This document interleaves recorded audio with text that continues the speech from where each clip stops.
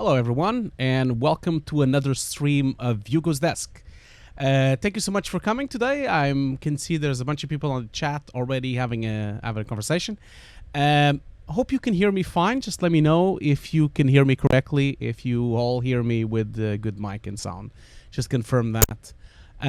So thank you so much for coming. Hello, 32-bit Float and Paskuales as well, and Lenny, and hi Rich as well. Good evening to you too. I would like to just let you know that really apologize for the cancellation of the stream on last week. Unfortunately, I had a very, very urgent matter that I had to do. It was a personal matter, and I couldn't really do the stream. I really apologize for that. I was very sorry for that. I know it's not cool to cancel streams like that, but I have some glitches here. Just give me 1 second, because I think I have a glitch on my phone. Just give me 1 sec. I have to switch off the sound for 1 second because I'm having some issues here.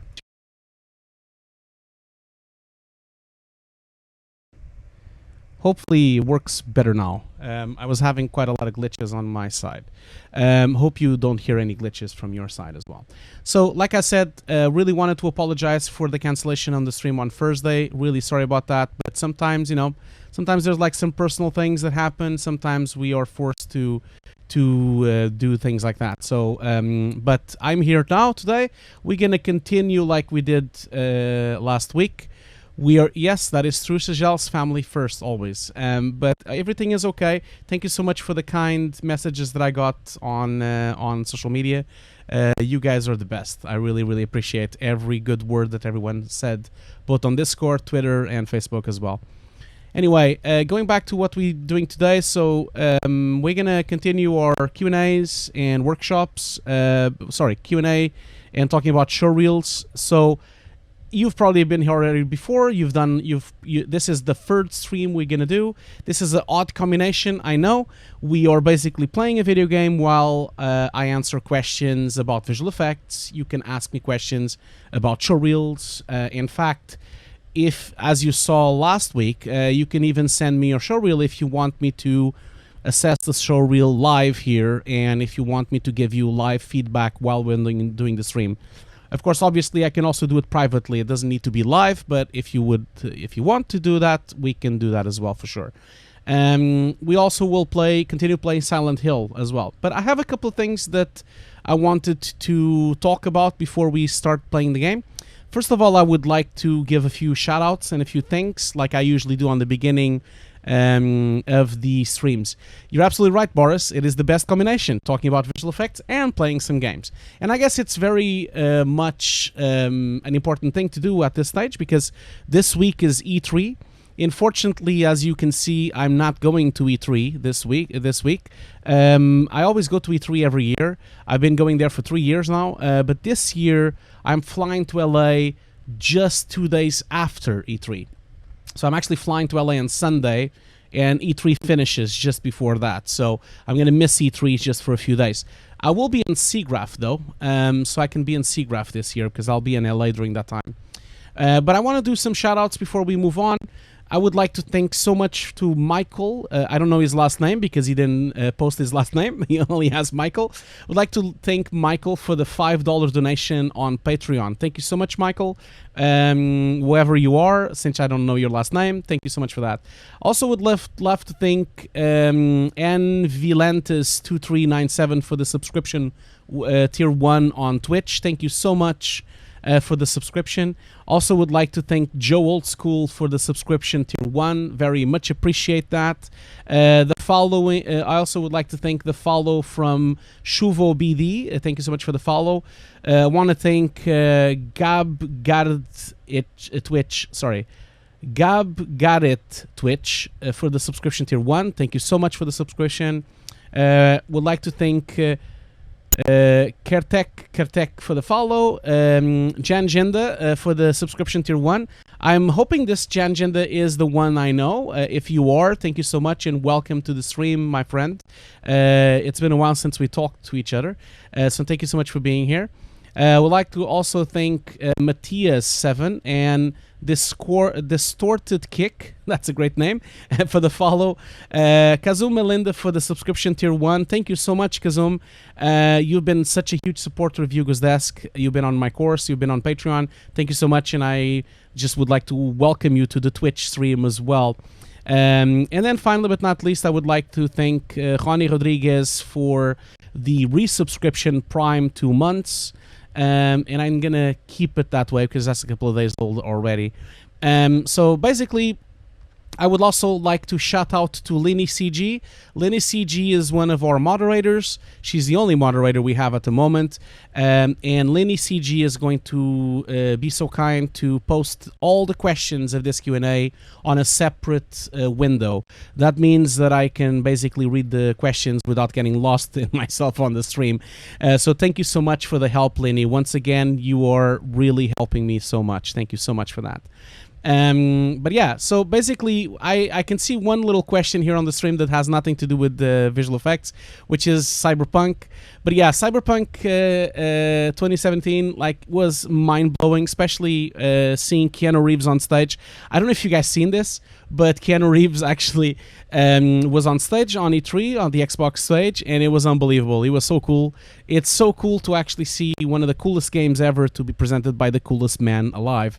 It's so cool to see him there. So you guys should check that out. Should check out this Xbox stream. It was so funny to see him on stage. It's already on YouTube. You can watch it, of course. That game looks just amazing. I can't wait to play that game. Also, the Ghostwire Tokyo looks amazing as well. I can't wait to play that game.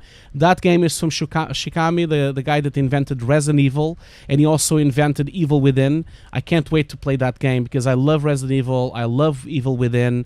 Can't wait to see how he plays this new game that looks really, really strange. Looks absolutely really, really bizarre.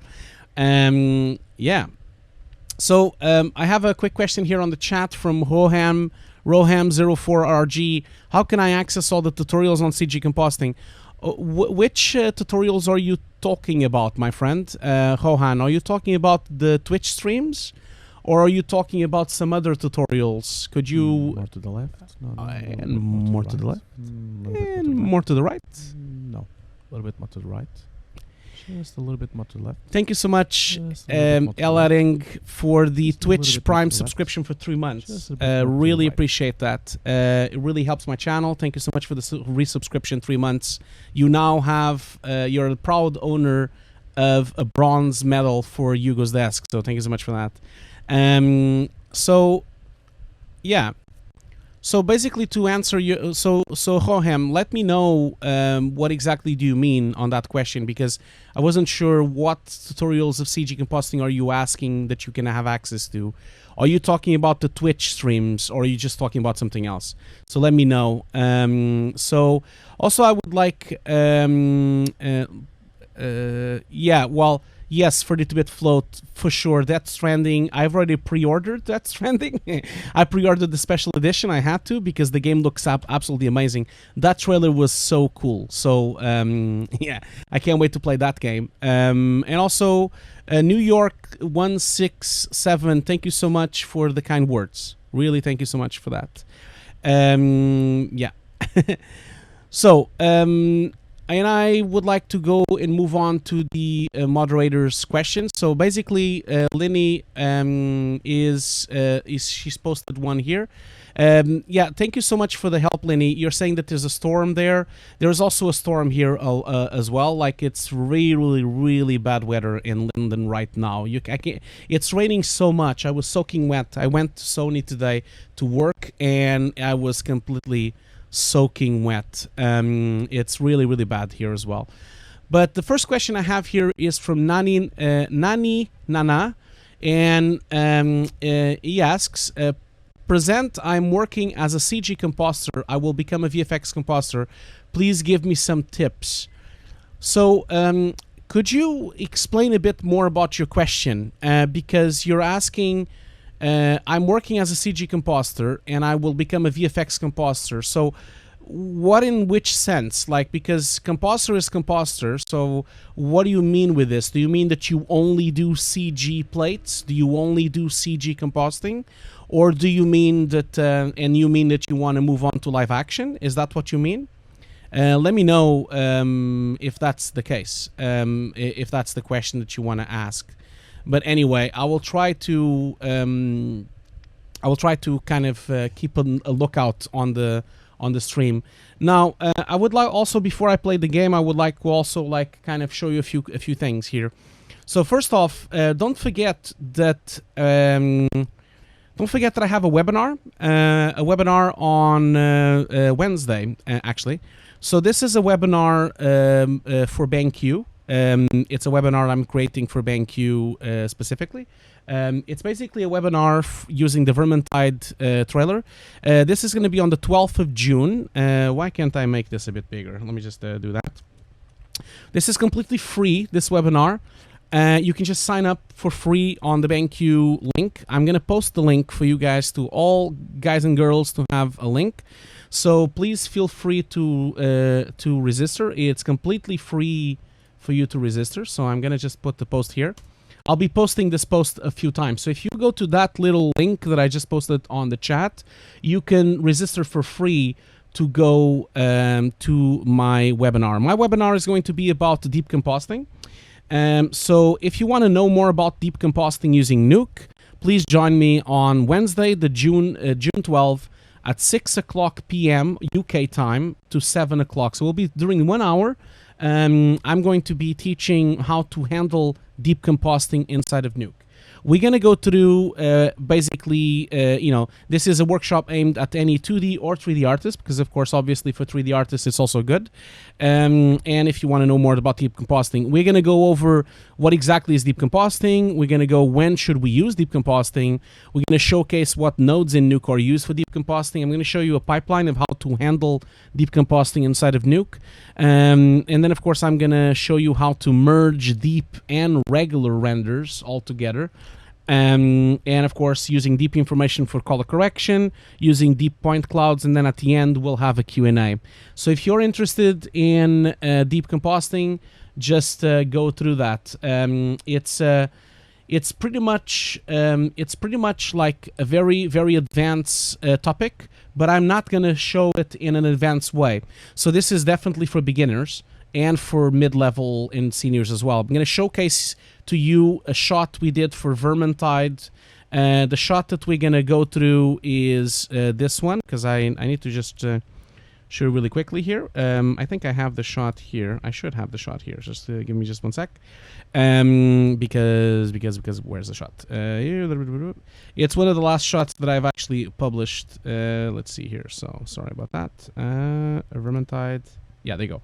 So the shot I'm going to open during my BenQ stream will be this shot here. So we're going to go through basically this shot, and we're going to go through with how to actually use this explosion. This explosion was a deep compositing render in Houdini. And then basically we're going to go through every step of showcasing how we can use deep compositing to merge it with the real plate, and then add the deep information to actually, color correct with fog and color correction and everything.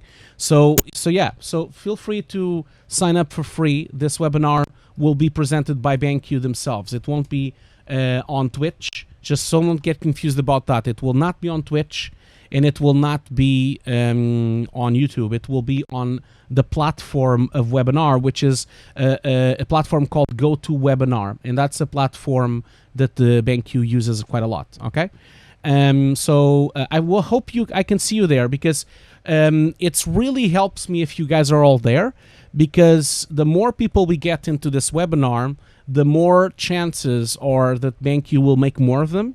Because obviously BenQ is paying me to do this webinar. I want to disclose that for you.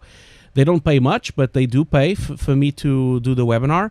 And of course, obviously, if a lot of people are live on the webinar, the more people live on the webinar, the more people doing questions, the better chances are that we will do more webinars.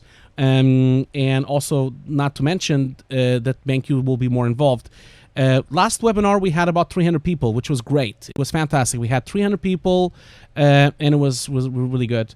So let me go through the questions here. Lenny, thank you so much, even though you have a storm. While I do the questions, I'm going to just jump into Silent Hill because I think neglecting the game, you guys can still see the whole thing there. So last time we were talking about, we basically got the clock tower solved.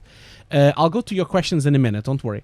I just don't want to neglect the game, you know, because the game can't be neglected. You can't do that. So I'm going to basically, I know that I did the clock tower. We pretty much did everything. I think I went through every single thing on this. Oh, my controller is gone already because yeah, I think we've went to every single place. I'm assuming I need to go to the boiler room because remember when we went to the boiler, well, I have the rooftop, which is closed at the moment, but also the boiler room, for some reason, we couldn't do anything inside the boiler room. So I'm going to go and try the boiler room again and see what happens. So I'm currently, let's see, to go to the boiler room, I have to cross the courtyard. So I'm going to just go and here. So, okay. I need to like just really quickly just change the settings so that the settings are in not digital mode. Because it's just weird. I want an analog mode for the stick, so it's a bit easier to control. So let's just go in here. Like for those of you that saw the stream last time, this is my favorite game. I play this game pretty much every year. It's one of the best games ever made for me. I think it's a terrific horror game. I know, of course, obviously for today's standards, it looks absolutely horrible. But keep in mind that this was a game that was processed on the console that only has 38 megahertz per sec and only has 4 megs of RAM. So it's an impressive achievement when you think about it. Anyway, I'm gonna go through here. I think that's where the boiler room was, and I think the boiler room was down here. Yeah, exactly. So I'm gonna keep going down here. Oh no, it's not. Wait a minute. Where's the boiler room? Is it this way? Maybe it's on the other side. Oh shit. Oh yeah, the down is on the other side. Wait a minute. I went to the wrong place. So I need to. Let's see here. I need to go up and then go down. Okay, let me just do that real quick. Okay, and now I probably can do. So I'm going to jump into a question here. So again, I'm not really sure about your question. Nani Nana, please try to rephrase your question because I couldn't really understand it. I have another question here from Real Ana Birano. How much money does someone make in this area? So Real Ana Birano, that's a terrific question, but it depends really on your experience. It also depends on what position you are working on. So I'll give you an idea about that.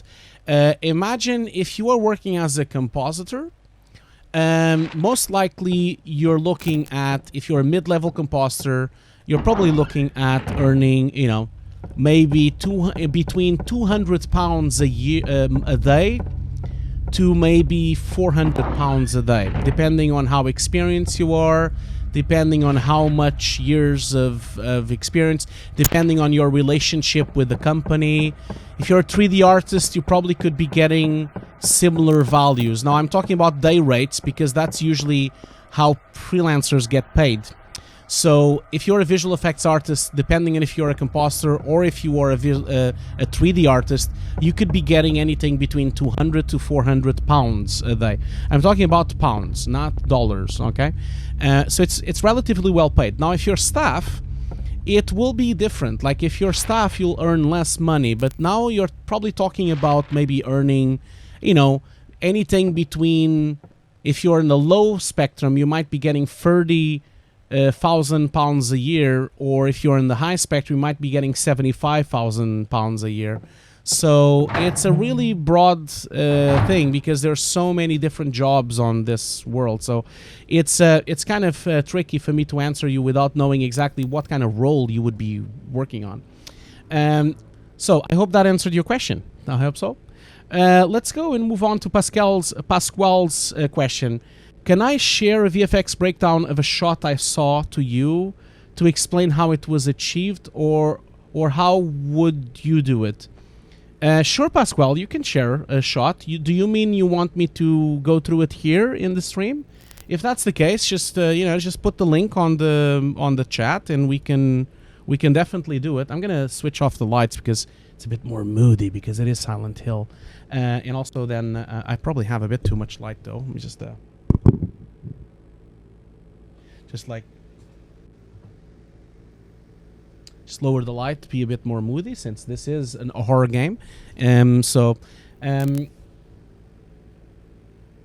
Anyway, yeah, if you want to share, you can just put the link there and we can go through it for sure. Then Lenny is asking, talking about wages, I really wonder if entry-level jobs are enough to live in cities like London. Seems difficult at the beginning, but maybe I'm wrong. You're not wrong there, Lenny. Basically, entry-level jobs are very, very badly paid, for sure. And which means that what happens a lot of times is that you have to like share a flat with someone or share a house. That's usually what people do.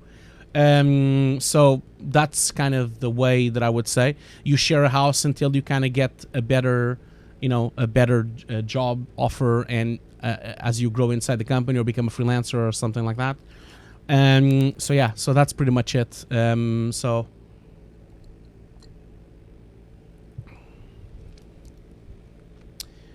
Yeah, 30-bit float is pretty right here. It is a very broad question, You can be making 150,000 a year, but it's really tricky to know exactly. Depends on what you want to do. But anyway, I'm gonna put the link up soon. I'm just gonna see if I can figure. Okay, wait a minute. Look, so this light wasn't on when last time we went. Oh, I can't. I love this flare. I just love it. It's just so fantastic, that flare. I don't really get tired of watching that. I guess this light wasn't there, so I don't remember seeing it there. So I think I'm gonna click on it. What do you guys think? Do you guys think I should click on it? Or do you think I shouldn't click on it? What could happen if I click on the button? Should I click the button or should I not click the button? What do you guys think? Do you guys think I should? Let me know. While you're not replying me or replying me, I'm gonna copy paste the link here from Pascual, and then we can kind of like go through it as well. In the meantime, should I click? Okay, I'll click it then. Okay, let's try to see if I can click on it. There's a switch. Do you want to press the switch? Yes, please. Let's see. Okay, green lights are going. My controller is shaking. That's not good. Okay. What happened? Well, that was not what I was expecting. I was expecting something would happen, I guess. Okay. What happened? Nothing happened. Okay. Well, this is disappointing. I thought like a monster would come up or something would explode. I guess nope, nothing is happening. So let's just move on. Oh man, polygonal madness in this. Look at the quality of that wall. How many pixels does that wall have? It's probably like 20 pixels. It's so high quality, I can't believe it. Anyway, let's just go through the breakdown here. So before I go to the breakdown, I'm gonna just like switch the thing here. So that's the link that Pascual sent. So Pascual, let's have a look, and then maybe you can ask me what you want to ask. So I'll just play it. I'm not going to play it with sound, okay, Pascual? Because if I put the music on, Twitch and YouTube will claim the monetization, so I don't want to do that. So I'll just play this back, and we'll see. So I'm assuming this is like some kind of commercial.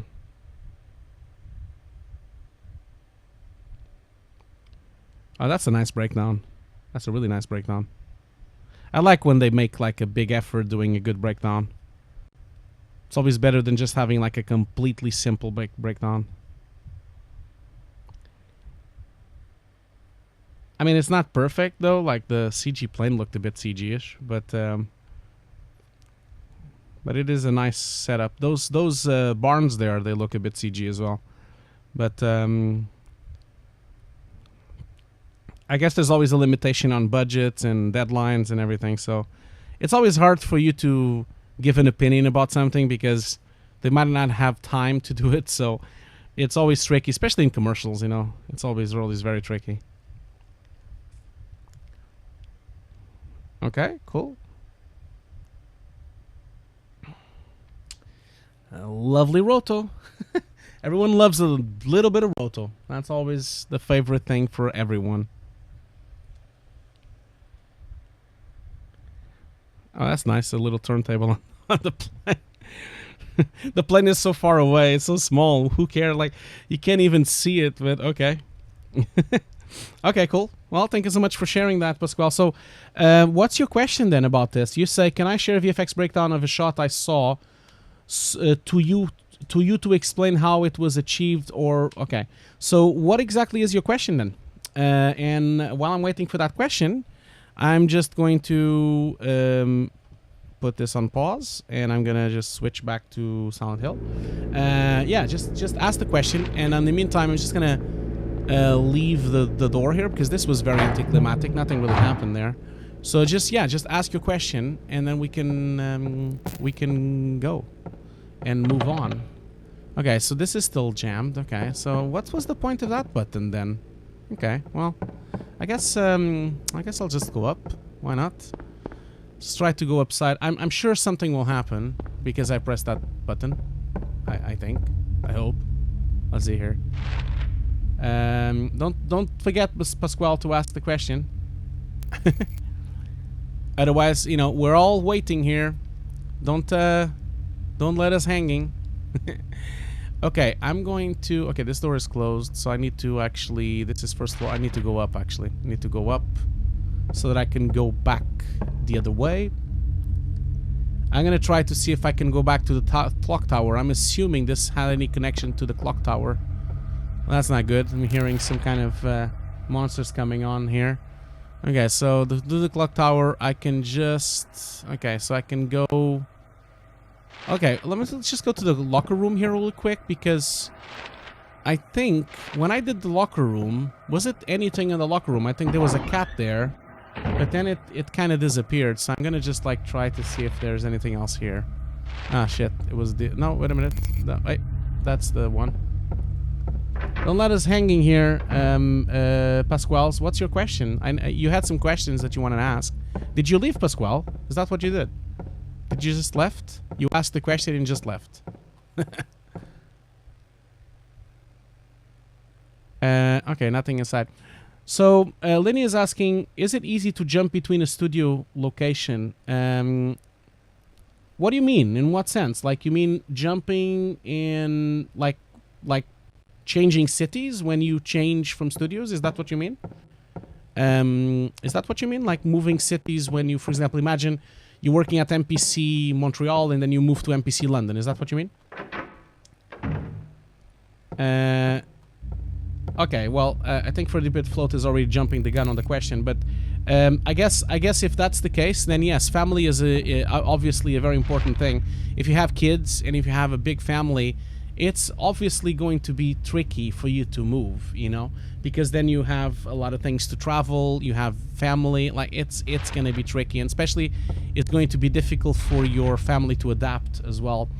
Now, you know, on the other hand, it could be quite rewarding, you know, because if you think about it, think about this, like if you work, imagine that you get a really good job. Like imagine that you get contacted by a company, the company is really high profile, and they offer you a job outside. I have friends of mine that I've been offered jobs. You know, I have, for example, a Swedish friend. He's used to be a composer in Sweden, and he was offered the position as a composer in New York. And basically what the company in New York did back then, they paid for the trip, they paid for the accommodation, and they paid also for the actual transportation, moving all the stuff that he had over to the US. So sometimes, depending on the company, you might even get money from the company to do the move. You know, they pay for your trip, and they can even pay for the transportation. So it could be quite rewarding to actually do a move like that. Now, obviously, not all companies will do that. Obviously, some companies won't. But, you know, if you're lucky enough to have a really good showreel, and if you really nail the interview, you might really get... Okay, this is not good. Just see if the clock has changed. Oh shit. Well, this wasn't here before. So obviously the button then opened something, because before I could only see the clock tower, and now obviously I can actually go into it. So this is not good. I can hear I can hear the sirens on the background. That's not good.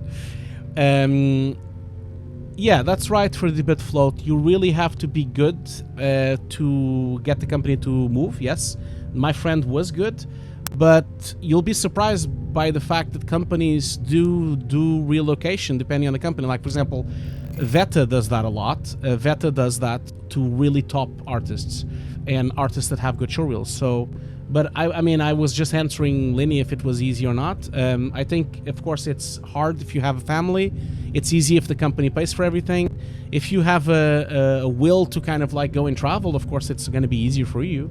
I would just like to emphasize to Paskuales, you're leaving us hanging here, guy. It's like you asked us a question and then you just left. How rude. So, so basically, I'm just going to go through the questions here. Do you recommend trying to get a job in Portugal as a 3D generalist, or is it better to emigrate? So, are you Portuguese by any chance? Is that what you're asking? If you're asking me if you should stay in Portugal to work as a 3D artist, I would really tell you, please leave Portugal if you want to be a 3D artist. Look at that. He's just a fool. He's just going to go down like there. I mean, look at that. This is just stunning graphics back then. So yeah, so if you're Portuguese, I really think if you want to really have a successful career as a visual effects artist, you need to leave Portugal. Portugal just does not have enough experience. They do not have enough companies. They don't have the good enough jobs. It's going to be tricky to be a visual effects artist in Portugal. That's why I left.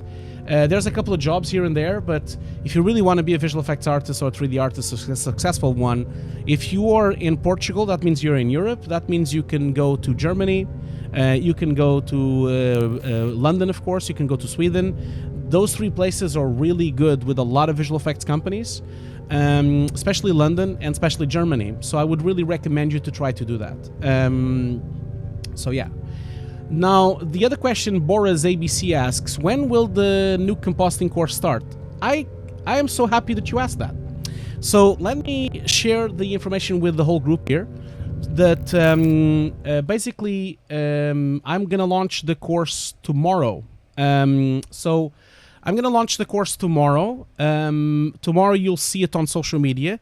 So if you want to know more about it, don't forget Hugo C. Guerra on Twitter. If you want to kind of know, at the moment, as you can see, I'm promoting the webinar from BenQ. So don't forget that you can always follow me on Twitter to know what I'm doing. Don't forget the webinar is free and it's on the 12th of June at 6 o'clock. It's not through Twitch. It's through, it's a deep compositing webinar free from BenQ. So it's through the BenQ's profile. So follow me on Twitter on Hugo Ciguerra. Follow Hugo's Desk on Hugo's Desk as well, and I will announce the nuke course here. The course will be launched tomorrow, and you guys are going to see the premiere of the video. So do you guys want to see the video? The introduction video of the course. It's not very long, I promise. It's only 6 minutes long. Do you want to see it to see what kind of course it is? Or do you guys you don't want to see it right now? So I have a yes, and a yes so far. No no's so far. So if I don't have a no, then I'm going to play the video. Okay, so I'm going to play this introduction to the course, and then we'll talk in a second. So I'm just going to really quickly just resume. I'm going to basically just remove... let's just see here. So, sorry. I need to remove the banner and everything else. And then you guys can... Okay, so I'll be right back. I'm just going to play the video and then... Oh, sorry. Sorry, I removed the video as well, but that's not good. Yes, there we go. So I'm going to play the video and guys, we can talk about it after, okay? Hi, my name is Hugo Guerra and welcome to Hugo's Desk. It's with great pleasure that I present to you the complete nuke compositing course 2.0 on Kickstarter. Last year we had 119 students from 21 different countries. We created over 50 hours of high quality production classes with the most important industry methods and techniques. We had one goal: to make the most comprehensive nuke compositing course ever made. It was a huge success, so we've decided, of course, to make the course available again this year. Using only production assets, we will be teaching you how to be an artist, not just another software operator. In this course, we'll introduce you to the necessary soft skills to become a successful compositor. You will learn how to achieve your shots from a production and creative point of view, developing a unique balance between creativity and technical skills. This is not just a nuke tutorial. It's a compositing course that will last over 15 weeks, teaching you many of the disciplines like rotoscoping, prep, cleanup, keying, compositing, lighting, some photography basics, color, CG compositing, and even Python scripting. It will be taught by compositors for compositors. This is a unique opportunity to learn from professionals working in the industry right now. In this course, you will be taught by myself and Ricardo Ferreira, both of us Foundry certified teachers, and we are joined by guest teacher Justin Gross-Desir. It's important to note that we are not just academic teachers. We are experienced artists still working in the industry today. This means that we will only teach you production-ready techniques, completely in line with today's most advanced pipelines found on the world's top visual effects companies. I'm an award-winning director and visual effects supervisor. I was the head of the nuke department at the mill for 5 years. And during my 20-year career, I have collaborated with many studios like Animac, BBC, Nexus, Jellyfish, The Mill, Fired Out Smoke, Ubisoft, Deep Silver, and Sony Studios, to name a few.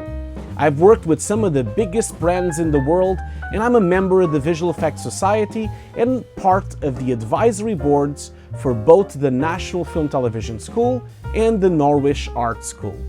I'll be joined by senior compositor Ricardo Ferreira. Ricardo is an award-winning digital compositor with 10 years of experience. He was part of the team that won the Oscar for Best Visual Effects in 2016 for the film Ex Machina. Ricardo has worked for Industrial Light and Magic, ILM, Cinesight, Prime Focus, MPC, Double Negative, DNEG, Trickster, among others.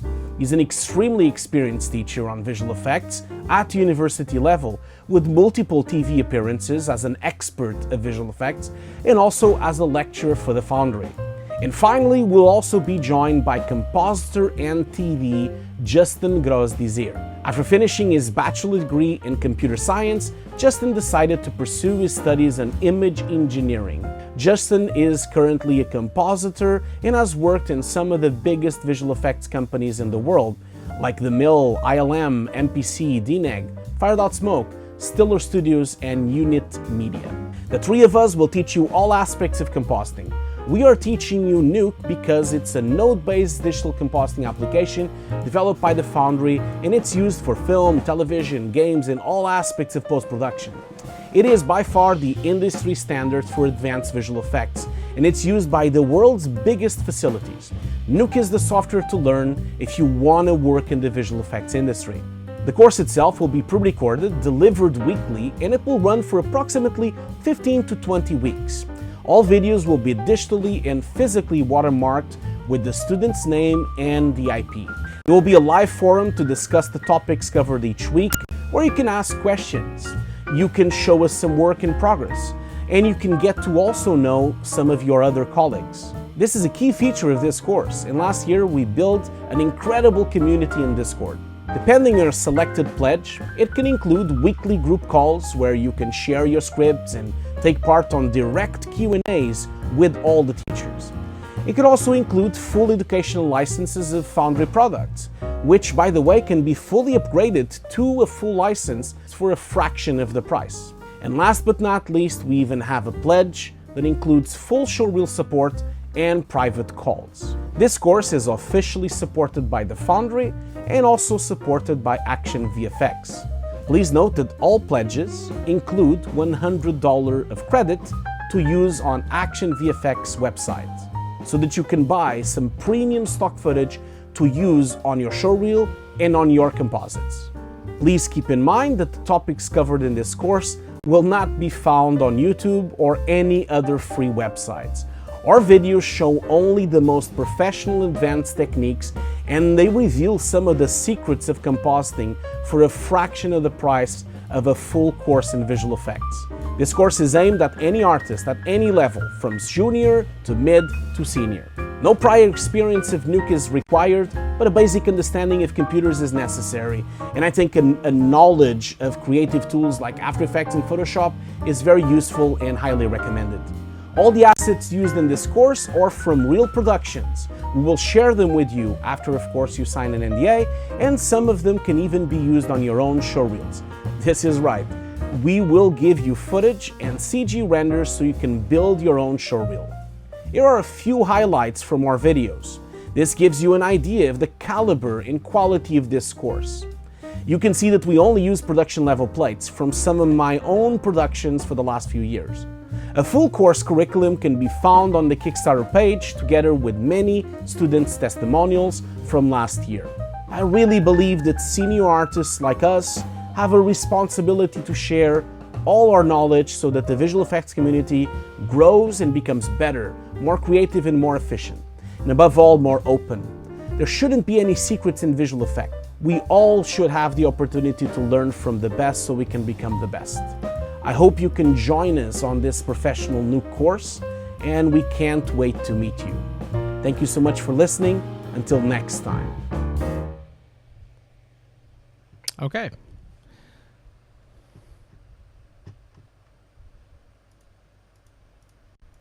Okay, so I'm back. So I hope you've enjoyed that video. That's the intro for the new nuke course. Of course, this time I can actually show you the course because the course is done. So we actually can show you clips of the course, which is always very helpful. Thank you so much. Thank you so much for the kind words. I know I've been feeling like I'm neglecting my chat here a bit because you guys have so many questions, but you know what time it is. So thank you so much for the wonderful words of support on the intro. I'm glad that you liked it. Okay, cool. Yes, it's basically it really, now we can show the clips and we have the classes, so that's much easier. Anyway, you guys know what time it is. Like, it's 45 minutes long. Usually I always do a break, 45 minutes long. Don't forget we are doing basically a responsible Twitch stream here. So don't forget that we always should drink water every hour. We should basically get up from a chair, move around, stretch a little, drink some water, and basically become a bit more healthy on that. So, and at least get some blood flowing on your legs. It's always very important so you don't end up like an old man like me with sciatica back problems and things like that. So we're going to do a really short break. Don't go anywhere. It will be like 3-4 minutes, and then I'll see you right after, okay? So I'll talk to you in about 3 or 4 minutes. Don't go anywhere. I'm just going to put the intermission, and I'll be right back.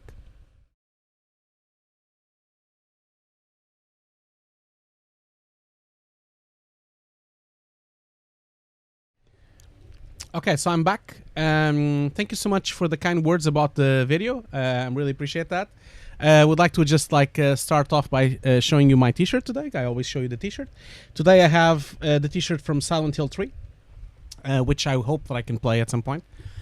So going back to not neglecting the questions here, I'm just going to go through them here really quick. So basically, where were we? Sorry, just a second. So João Bayão asks, do they always pay the trip in accommodation? No, João, we already talked about that. Basically, only pay the accommodation in the trip if you're really good, or if you have a really good position or a good showreel. It can also be part of the negotiation if you're traveling for very far away. I do know, for example, I have some friends that traveled for New Zealand to work at VETA, and they managed to negotiate that VETA would pay for the trip, for example. So sometimes it could happen, depending on the negotiation, depending on how it goes, But definitely it's something that doesn't happen for juniors. Juniors will never really have that. Basically, Paskuales says, I'm sorry my internet crashed. I'm back again. I don't know what to ask exactly. It's just a generic question. For example, I would like to do a shot like that. What would the steps be once I'm in Nuke with the shot? So, that's a good question. You know, Pascual, don't worry. Let's just go through that shot again. So let me just open up the shot again. So that was this shot. So if you want to do a shot like this, first of all, there's a lot of shots here. So I'm going to maybe focus on the first one.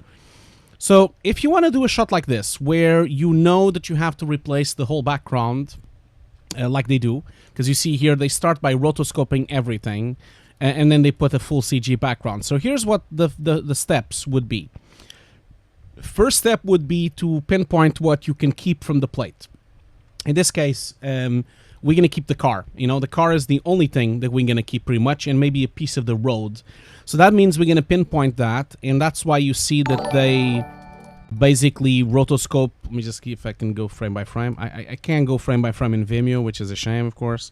The download is not there, okay. It's always tricky to go frame by frame on Vimeo, but I'm going to try to stop where I should. Yeah, there you go. So as you can see here, they start by what we called rotoscoping and prep, which is the first stage of visual effects.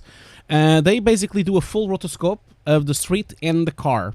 And this has to be a very good rotoscoping. So that would be basically, you know, step by step, you would break up the shapes of the car, maybe using one shape here, another shape there, another shape there, then multiple shapes for the street, and then multiple shapes for the street. It's always easier for you to break up the shapes, you know, in roto. Next step, of course, would be a full 3D track. The 3D track is necessary for you to put the matte painting elements on the background. So the 3D track could be done in Sentize, or it can be done in Buju, or it can be done on F-Track, on PF-Track. I mean, even in Nuke, it can also be done in Nuke as well. And that is, of course, obviously the next step, where they basically start putting all these CG elements. So these CG elements are only here because there was a full 3D track of the shot. It could definitely be done in Nuke, but it can also be done on any 3D tracking application. And then all these elements are CG renders, which means then they need to basically be comped. And in this case, you need to composite them layer by layer, pass by pass, so that you match up the black points. You know, that means that, for example, the black point on the car is similar to the black point on the garage here, for example. That means the light source has to the highlights need to match the car's highlights. You basically need to massage the CG for it to look more real, you know. Then once a stage like that is done, then you start putting some matte painting elements like a sky. So because you have the 3D track, you can bring in the tracker into Nuke, the information of the tracking, and then you can put these hills and these skies. Of course, these hills and these skies, they can just be a matte painting. That means that someone in Photoshop basically just used a lot of photos of hills and skies and built a full matte painting for you. And then, of course, from there, they put more CG elements like the grass and everything, and then they color correct all the CG. It doesn't look very well color corrected. I actually think that the CG, as it was from the CG application, was looking better than it is now.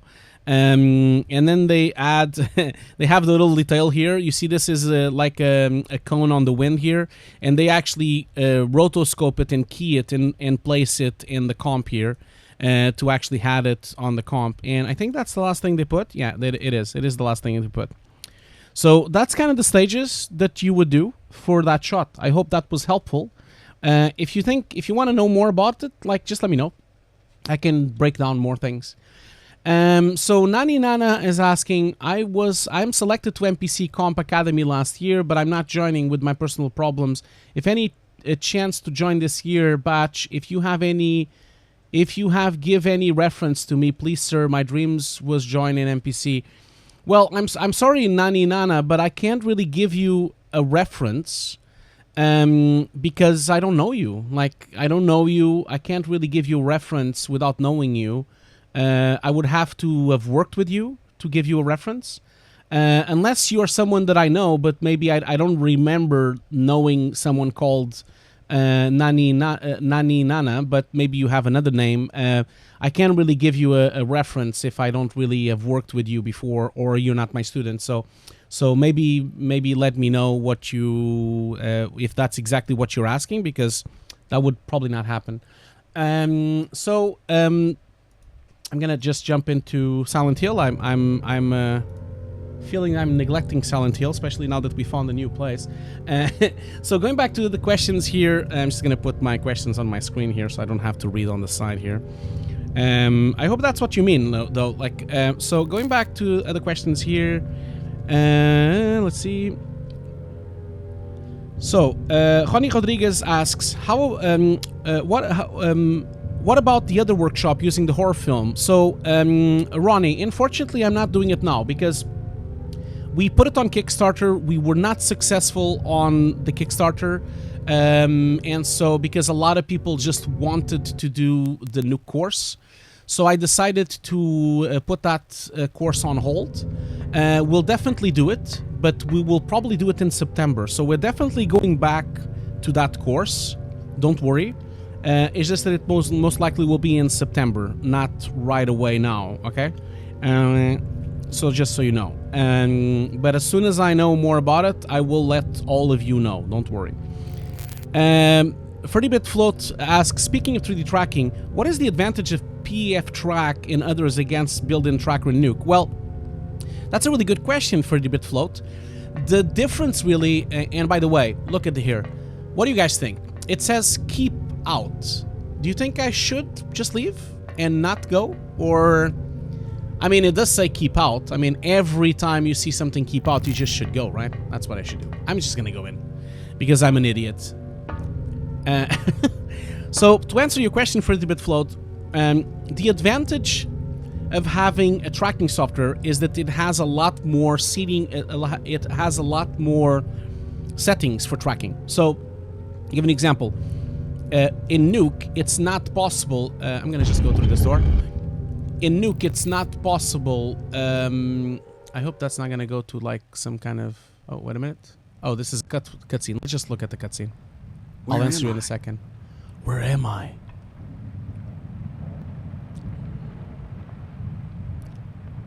Have I been here before? Have I been here before? Such a good actor. Oh, that's new.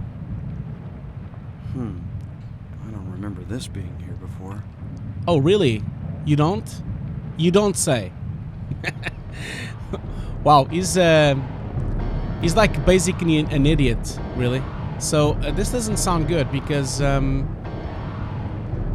I can hear the sound. Let me just see here. So, is this still here? Oh, okay. So the tower. Okay, so that was a once in a lifetime. I guess I can't go back again. Okay. So okay. Well, can I go in here on this door? Just try it. I can still go in. Okay. Oh, this doesn't look the same at all. Okay, so I'm on the other side now. So of course, Silent Hill has this thing where you basically can go to the other side. What they call is the other side, which is when the... There you go. So as you can see, everything is rusted now and everything is broken up. But I'm going to just put the map here real quick. Of course, obviously... Oh, shit. Now it's all cleared again. Okay, I have to do all this again. Well, going back to the question for the bit float. The advantage is that on F-Track, on PF-Track, and also on Cintize and on Buju, you can actually do object tracking.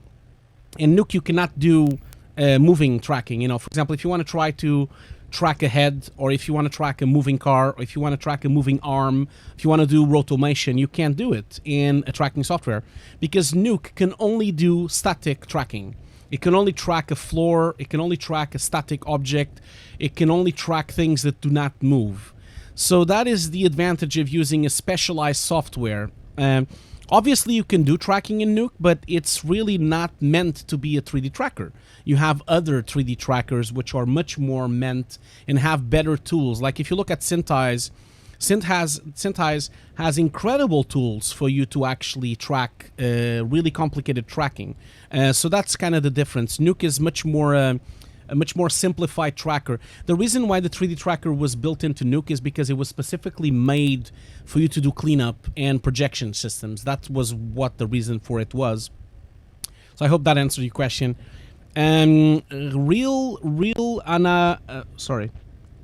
Real Ana Birano asks, Mac versus PC, what is better for working? Man, this is a complete personal question. I mean, you work with whatever you think is best. I work with Macs, Mac machines. At the mill, we use Linux, but I have a lot of friends of mine that use Windows. It doesn't matter which OS you use. I really don't think so. What matters is that you know the software. Well, this doesn't look good at all. What the fuck happened here? So don't really get too stuck on what is best, PC or Mac. Obviously, Mac is more expensive. So you probably, if you're starting your career, you might want to think about PC first. The reason why the Mac is expensive, it tends to be that the Mac has a lot of high-end components. So it usually tends to be much more expensive than a PC. And also a PC can be more custom-made. So I do think that it's a personal choice. I personally prefer Mac and Linux. I don't use Windows, but I have a lot of friends that don't touch Mac. So it's really a personal thing. It makes no difference for working. You can do amazing work both on PC and on Mac. So, yeah. So Mix Thresh is asking, Silent Hill on PS1. Yeah, it is. This is Silent Hill playing on the PS3, actually, because I couldn't play it on the PS1. I have a PS1, but if I play it on the PS1, the resolution keeps changing from the menu. So every time I go to the menu, the resolution is different from the resolution of the game. And that provokes the capture card that I'm using for Twitch to go out of sync. So I have to use PlayStation 3 to play the game. Otherwise, it won't work. Keep coming with the questions. I think this is really going well. Yeah, for the bit float, you're absolutely right. There is some high-budget voicing acting. Yes, it is. I mean, seriously, Silent Hill is from '99. And back then, games just sucked. The voiceover just sucked. It was always like this on every game. I wouldn't be surprised. Back then, this was considered good. You know, you kind of have to keep that in mind. Okay, this all seems. Oh shit, this doesn't look good. Oh man, look at that. That is really not nice. Fucking hell. It's just blood everywhere. Okay, well, this is good. I guess it will help me. So let's just go through here. Let's see here. So, okay, yes, please. What else do we have here? Do we have anything else that we can pick up? Is this something that we can pick up? I don't think so. I don't think we can pick it up. No, not here as well. So going back to the questions. Can you also track with Mocha and Nuke? So Mocha is different. Mocha is a 2D tracker, João. So you can't really track 3D with Mocha. Mocha is only can be used on 2D tracking. So it's a really different world. It's a different sport, João. Bodies ABC asks, can you do a video about roto and different techniques that are used inside the Nuke for roto? Bodies, I could do that, but I mean, I already did that on the Nuke course. So the compositing course that I'm going to launch in Kickstarter tomorrow would have an entire class dedicated to rotoscoping. So if you buy the course, you can then learn those classes. I don't have any plans to do a rotoscoping class on YouTube for free, that's for sure. But potentially it could be one of the classes that I could do for webinar for BenQ. So if you want to see a rotoscoping class done by Hugo's Desk, here's a couple of suggestions. So I can give you some suggestions for that. Basically, here's a couple of things. If you, for example, go to my Patreon on Hugo's Desk, and basically it's just Patreon/Hugo's Desk. On Patreon, you can support the channel, and if you support the channel, for example, for $1, you get to vote on the videos. That means if I put for a vote the rotoscoping, then you can vote for it, and maybe it will win, and then I'll make a video about rotoscoping. For $5, you get some of the replays of Twitch. For $10, you get your name read out on the videos. For $20, you get the Nuke scripts of my projects. $25, you get the monthly Q&As, and for $100, you get Showreel feedback in person privately. So if you basically go to my Patreon, you can support my channel, and then of course I will consider everyone that supports my channel whenever they do suggestions to classes. I always consider them, and most of the times I do the videos that people suggest. But like João is saying on the chat here, the best way would be for you to buy the course, because then you can really do this. So Audion, this game does have jump scares. So Audion, is really unfair what you're saying there, because the game is quite scary. The thing is that I'm playing the game while I'm chatting with you guys. It's not really going to be it's never going to be scary if I'm just going to play on Twitch with you guys asking me questions, of course. We're talking about visual effects and showreels. Obviously, this game is scary if you put your headphones with the sound really high. And obviously, if you play it in a dark room without talking to other people. This game is really scary, by the way. But it doesn't become scary if you're just watching it on Twitch, that's for sure. Because it just loses all of its powers. It just doesn't work while I'm just chatting, of course. I'm not even invested in the game because I'm just like talking. Anyway, going back to the questions, Tony Cott, not Tony Scott, not to be confused by Tony Scott. This is Tony Cott. Do you think it's worth it as a recent graduate to buy Nuke this early in my career? I can get it with 70% discount, but I'm still very high for me. So Tony Cott, and this is not just for Tony, this is for everyone on this chat room. It is absolutely worth it buying Nuke at 70%. And I'll tell you why. If you have Nuke at 70%, you can become a freelancer and work from home, work remotely. It is really, really worth the investment. Having Nuke means that you can have Nuke for a long time, even if you're not using it right away. This means that you can have the license already. And I just can't emphasize enough how important it is, if you're a freelancer, for you to have a full license of the application.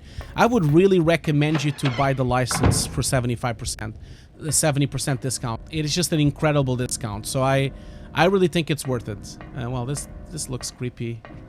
I really am, I think 30-bit float is really on the mark here. This game is not really scary. It's just that it's really creepy. Really, really creepy. But don't forget as well that this game came out in 1999. So in 1999, things were a bit different, you know? Like, things were not like they are now. You guys need to understand that this game is now 20 years old, you know? So it's a bit old.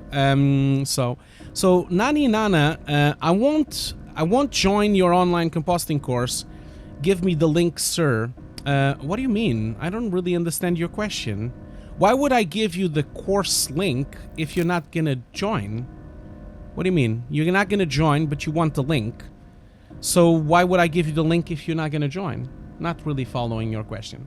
Anyway, yeah, so I'm done with the questions, so that means I can play some games. So, M Stark TV, I tried to play Doom 3 years ago when it came out, about 10 minutes, and I was too scared. Tell you one thing, you should try to play the latest Doom, actually the actual Doom, the remaster that was made. It was amazing. It's an amazing game, man. It's really, really good.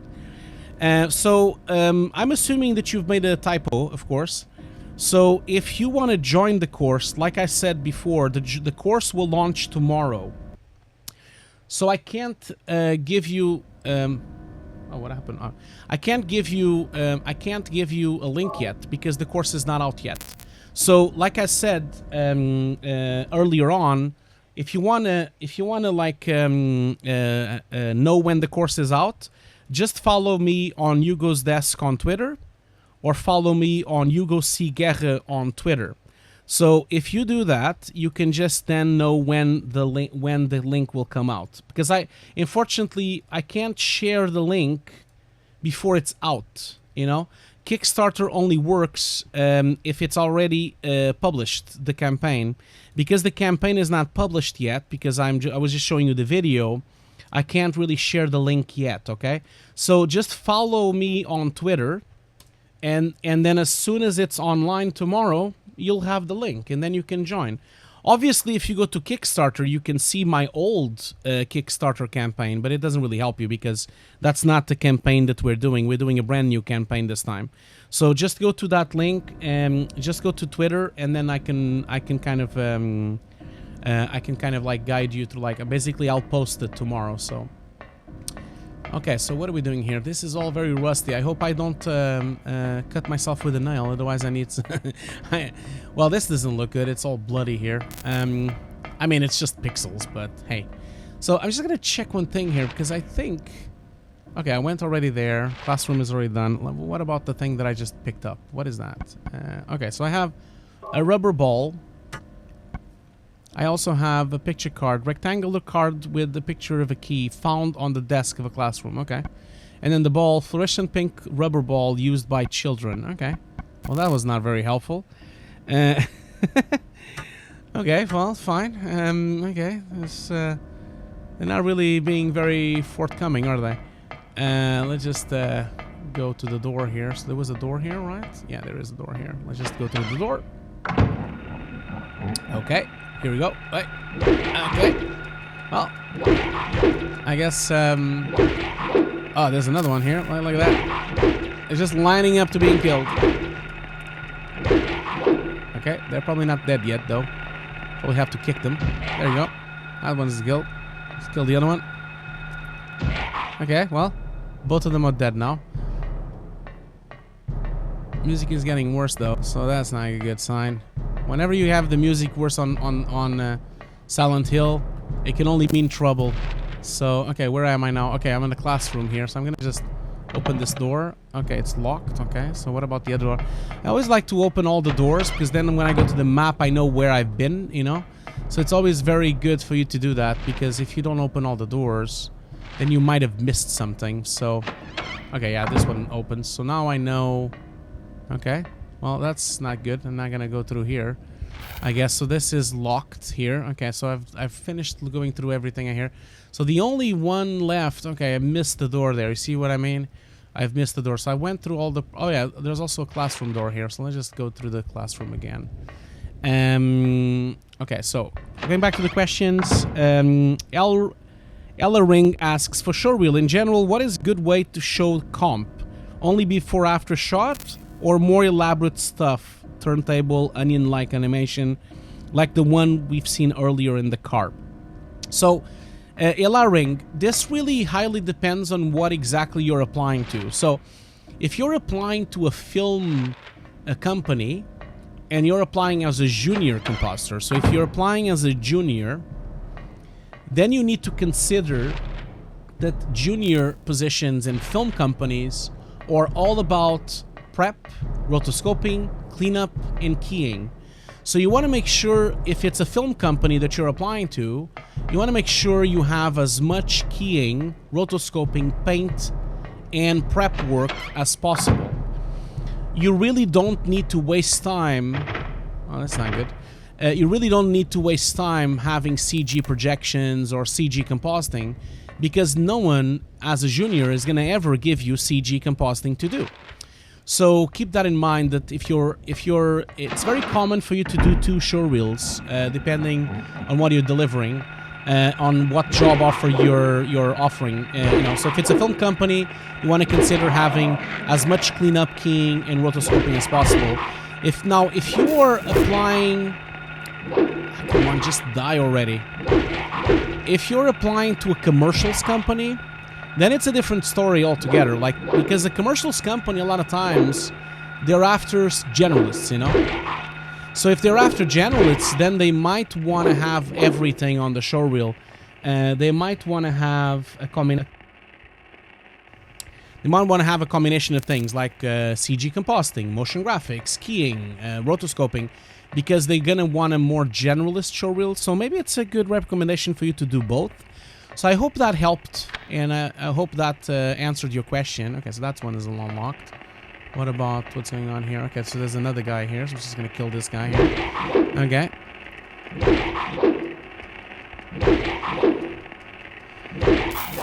Okay, so that's dead now. Is he dead now? Yeah. So I hope that answered your question. Now, turntables, onion-like animations, and things like that, only if you're a CG artist. If you are not a CG artist, you do not need to have a turntable. I bet this door can't open. Oh, it does. Okay. I guess I was wrong there. Oh, this doesn't look good. Okay, there's some hanging bodies here. Wow, this looks exactly like the postcard I got, the door. Okay, there's a bunch of stuff here, so I'm just gonna take it. Because that's what I do. When I see stuff, I take it. I take it. It's mine. Just do it. Just do it. Okay, so I'm assuming I need to probably crack this thing. Let's see what's going on here. Okay. What? Is this a door? If it is, there's no keyhole or even a knob. If I push it, it moves a bit. But it certainly won't open. Well, the writing is as bad as the voiceover. What is this? In the center of the door, there's an horizontal slot. What is this for?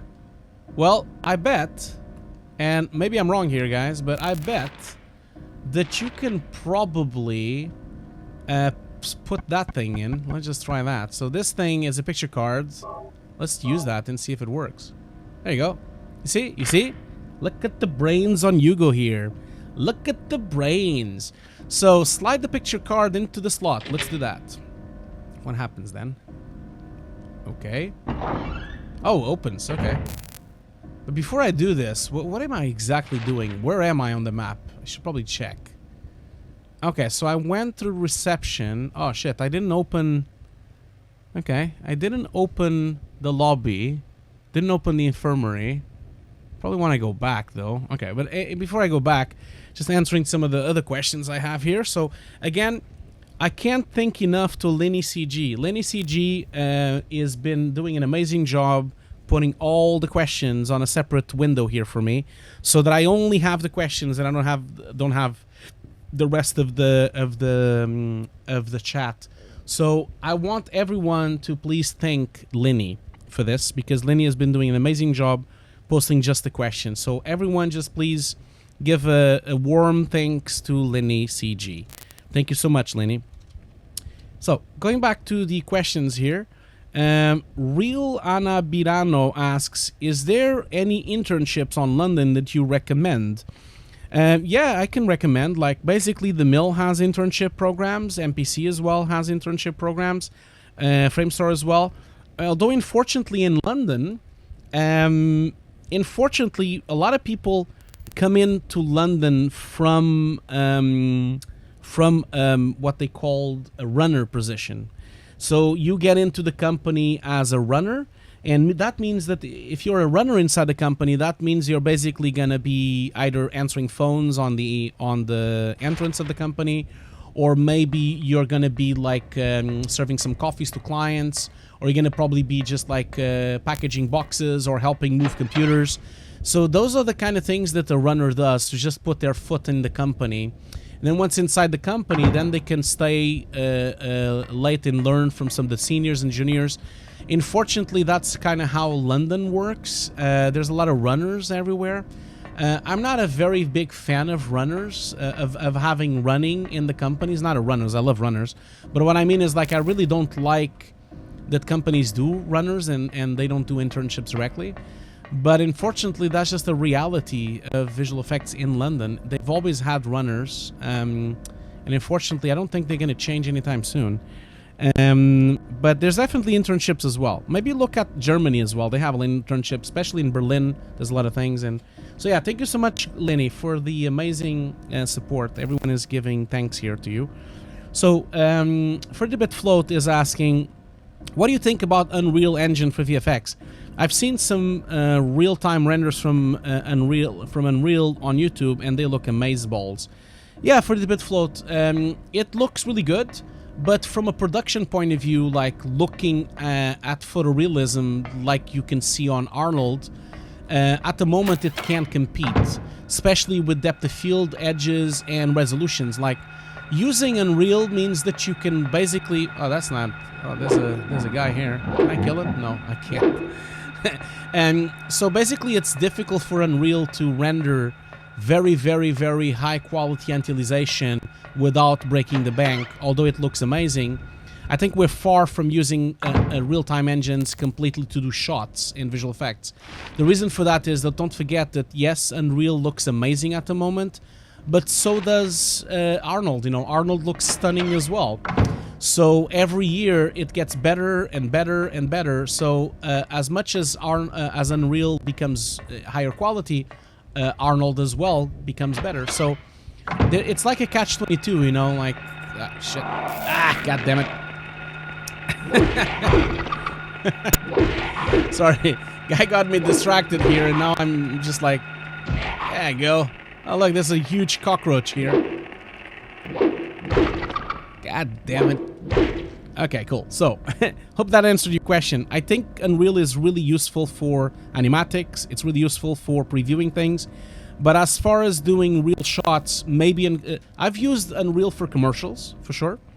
And I've used Unreal and also render engines for visual effects in commercial cinematics, and I've used it in short films.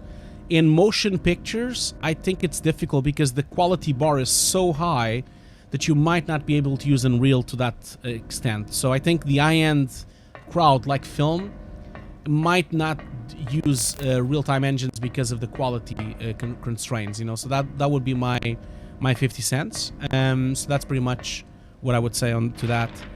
You guys have a lot of questions today, which is fantastic. I can't thank you enough for saying all these questions. While I have your attention though with all these questions, don't forget that you should definitely, if you have Amazon Prime, you should definitely support the Twitch stream. Because you know, basically, if you have Amazon Prime, it's completely free for you to subscribe to my channel. You don't pay any more money, but I get paid by Amazon, so you basically don't spend any money, but I get some support to my channel. It's only $2, so every time I have a Twitch subscriber, I basically get $2. And if you think that the information that I'm sharing is worth $2, please subscribe to my channel. If you also become a subscriber to my channel using Twitch Prime, or even doing it manually without Twitch Prime, you can also have access to my older streams, you know. That means that you have access to the replays. And of course, obviously, without going, it goes without saying that you really... A little bit more to the right. Oh, thank you so much, DJ Reversal. He has now been with me for 3 months. Thank you so much, DJ Reversal, for the resubscription. Thank you so much for that. Yeah, so I just wanted to let everyone know that anyone that's using Amazon Prime, be aware that... there you go.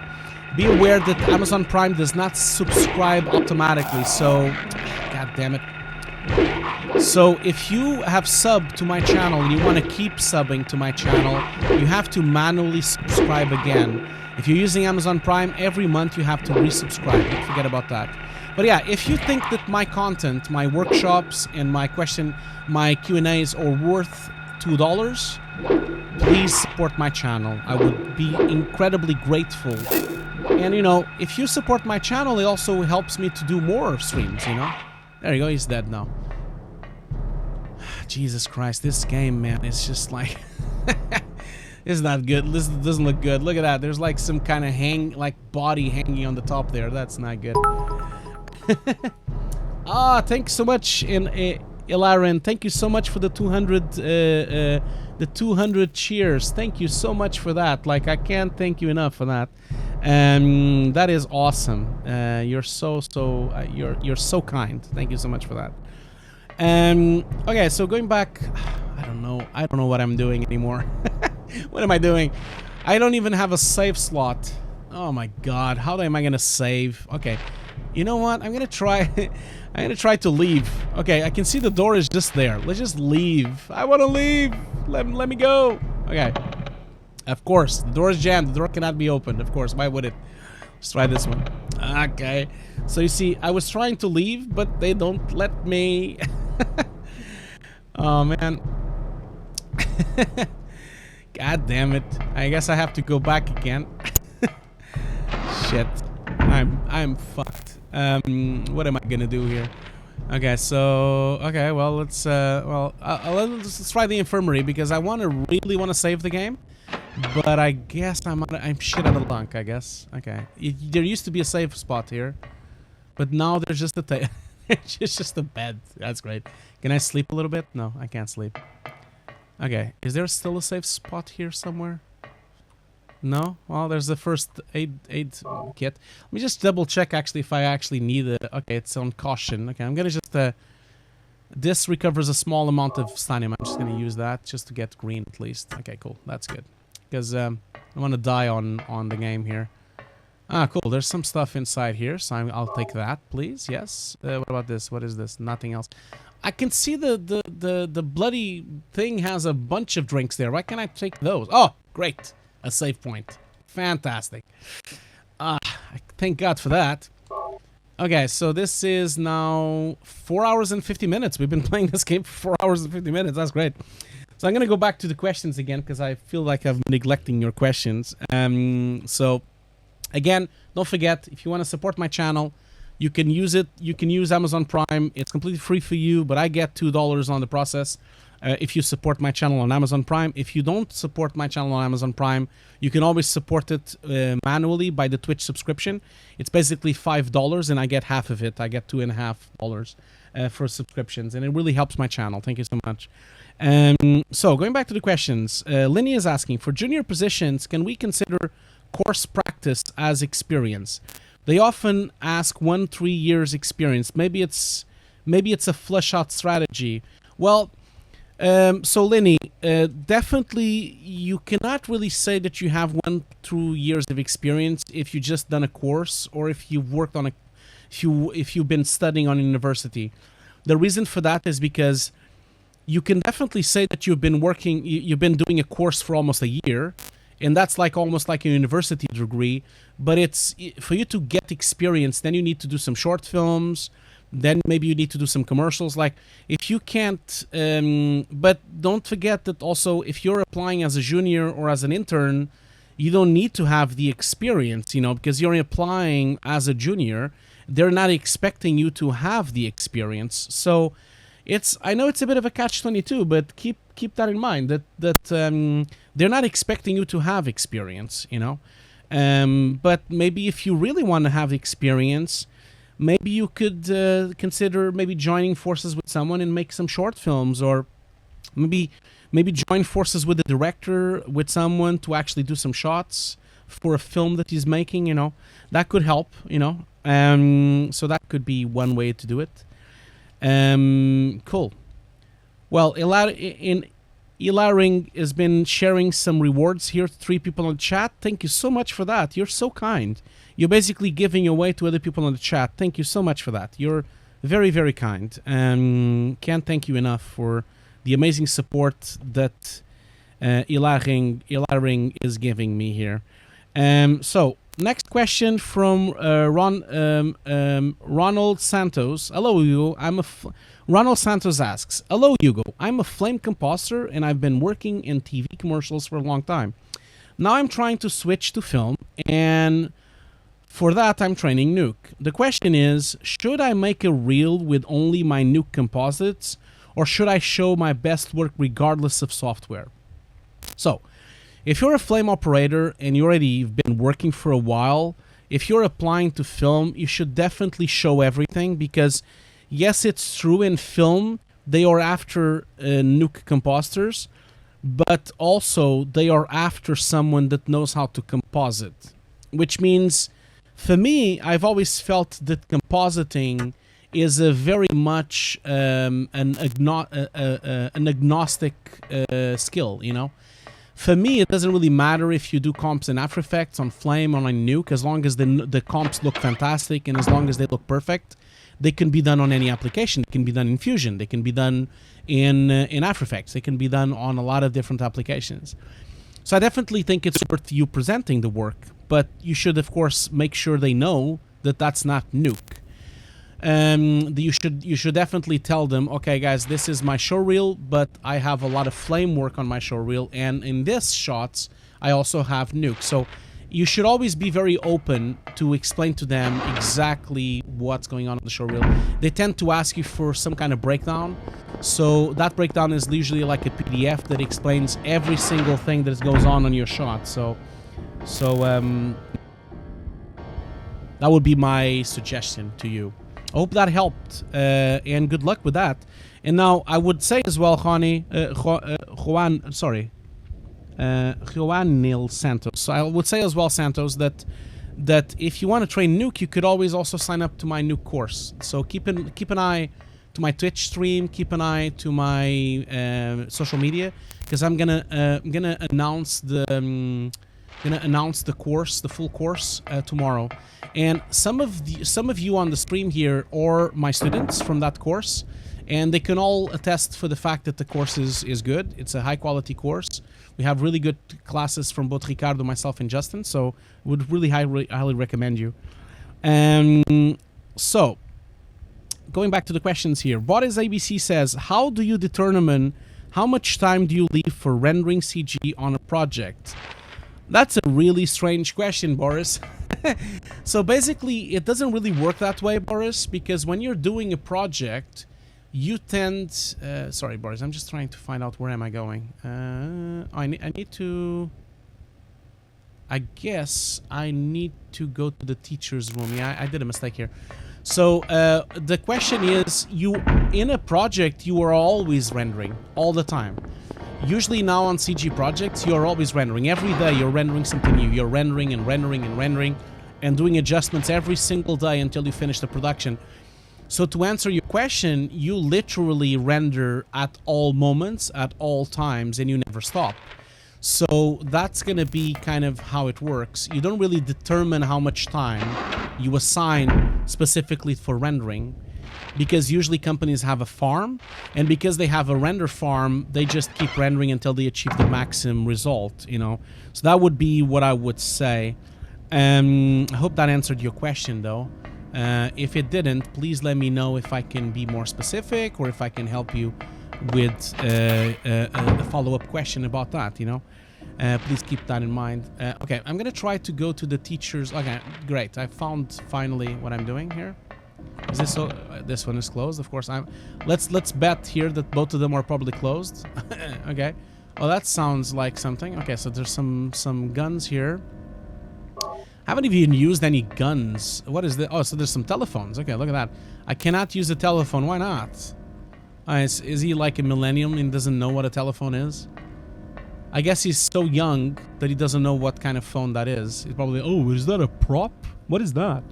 Anyway, and hope that answered your question. So going back to other questions, Peter Ronstead asks, anyone has experience using dedicated rotoscoping software like Flowbox?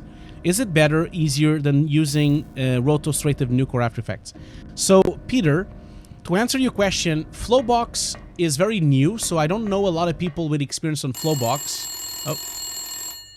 Shit, that was creepy. Now, here's a jump scare. Oh, now you know how to answer it. Okay. God damn it. That jumped me. Daddy, help me. Daddy, where are you? Cheryl! Cheryl! Cheryl! Where are you, Cheryl? That was Cheryl's voice. She needs me. But how do I find Cheryl?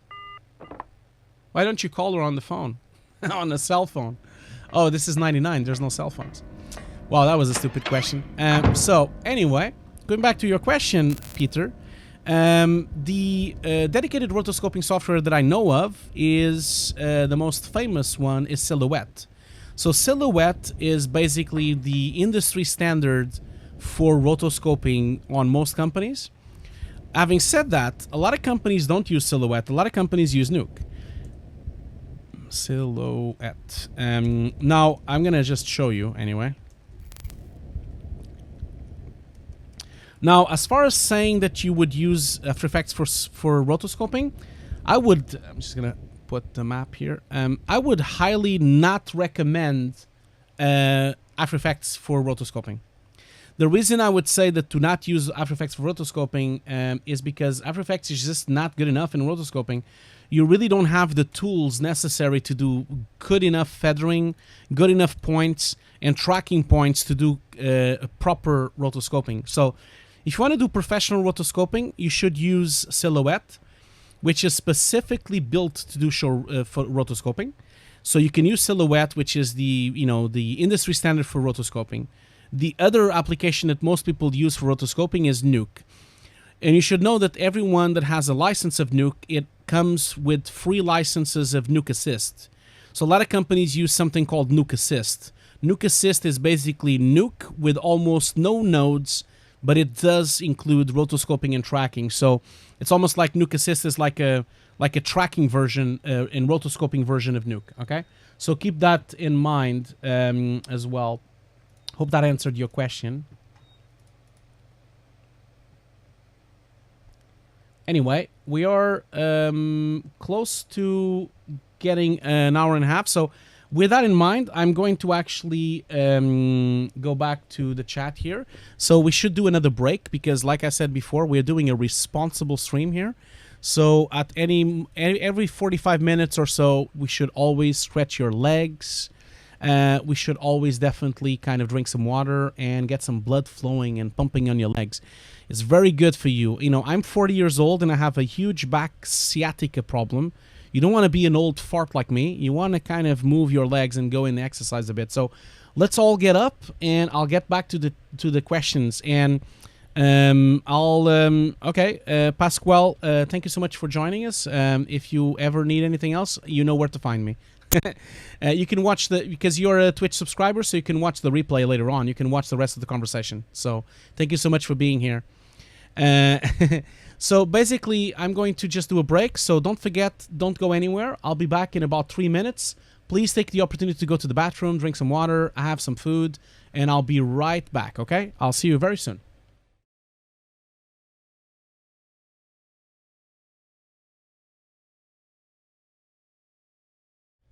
Okay, so I'm back. I hope you all stretch your legs and drink some water. So going back here to the questions, we have a lot of questions today. I think this was the biggest day probably so far. Thank you so much for all these questions.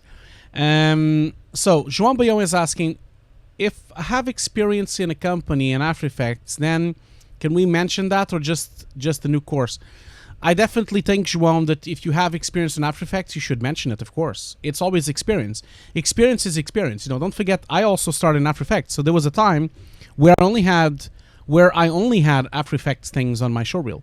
So, you know, don't be shy about that. If you only have After Effects things on your showreel, that's what you have. You know, it's nothing to be ashamed of. And you should definitely show the work. And they will appreciate to see the good work that you've done in After Effects. So you can definitely show it. You just have to label it and tell them that it was done there. So Studio 10 is asking, when I watch breakdowns or behind-the-scenes videos in movies, I always see the visual effects supervisor with a ball that looks like diffuse and one glossy. I'm guessing it's to match the diffuse and the glossy for materials. Yeah, you're absolutely right. It is for that. So I'm going to show you here. This is a little montage of me doing that. So basically what you do is you basically shoot a color chart, you shoot a gray sphere, and you shoot a reflective sphere. The reason you do those things is because you want to then match this to the materials on CG. That means that when you have your CG scene, then that means you can just put a real sphere from the CD. You can basically put a sphere in the CG scene using the HDR and then put it next to this one. So the way that this works, I'm just going to pause this because it's going a bit too fast. The way it works, you know, imagine that this was a CG scene. Let's not, maybe not this one because this is like too much green screen, but yeah, let's imagine this one, for example. So if you had to track this and put a lot of CG behind me here, what you would do is on the Maya scene, you would basically put this color chart inside Maya as a texture, because you can download this color chart from the website of the Macbeth charts, and you can have it on the side. You can also do a sphere that would be a gray sphere, and it would be lit by the HDR, and which means then you would have the sphere here in CG, and then you can check if it matches the sphere that was shot on set. If you basically get a perfect match between the CG sphere and the real sphere, then you have a home run. That means your scene is completely matched. And the same thing goes for the reflections. If your CG scene, if you put like a CG sphere here, highly reflective, and if you have a complete match between them, then you know that your scene is perfect. The other thing this serves as well is that this helps you to know the orientation of the HDR. Because by looking at this, you know how you should rotate the HDR to match what you have. Am I being understood here? Hope so. I think that worked for you as an explanation. I hope so. So I'm gonna close this again. So yeah, hope that worked for you. Other questions I have here. I'm gonna just go back to Silent Hill here. Basically, where were we? I kind of got a bit lost here. I'm just gonna switch off the lights because we don't need the lights anymore. Okay, so I am trying to get to. Okay, the only way is up, so I have to go up, I guess. So let's just go up. So how do I get up? So let's see here. So is there a staircase somewhere? No, not this way. Okay, it would have been the other way around. Here you go. So here's the staircase. Let's just go up and see what happens. So other questions here. No problems, João. So Fredbit Float is asking, speaking of roto, how do you roto hair? So here's the two ways you roto hair. First of all, if you have some kind of color behind it, you can try to key the hair by using saturation key, by using green screen, by using color keying, any luma key. If you have a bright color behind it, or if you have a straight line behind it, straight color if you have a straight color behind it, you can definitely key the hair. So you always try to key the hair, and that means you can use a luma key, you can use a color key, all those kind of things. Oh man, I'm not gonna be killed by this dude, am I? Come on, just die already. Okay, next one. You see, you guys are getting me distracted. No, I'm gonna die. Here we go. So, okay, I'm just gonna drink a little potion here. So let's just do that. Yeah, green again. So that's basically to answer your question. Yeah. So where was I? Now I got lost. Yeah, the roto hair. Yeah. The other way of doing roto hair is unfortunately using splines. So that's one way that is very effective to do roto on hair. Instead of actually doing shapes, you can use individual splines and then animate the individual splines until you have the perfect hair detail. That's a very common process of doing rotoscoping. Wow, this doesn't look creepy at all. It's just a bunch of chairs here going around. So that's definitely one way of doing it, and you can do that on Nuke and Fusion and Flame on most applications. Basically just draw one line. You can also use not just splines, you can use splines, but you can also do strokes as well. So if you use really thin strokes of the paint tool, you can also paint line by line, hair by hair. That's a very common practice. So Fritbit Float to answer asks as well, I don't do hardcore roto, but I was wondering how to roto hair. Yeah, that's really how it does. You basically either try keying or you have to do spline by spline, hair by hair, line by line. There's just no way around it, unfortunately. You can use a paint tool for that, or basically just like splines, you know. It is really time consuming. It's boring as well as hell.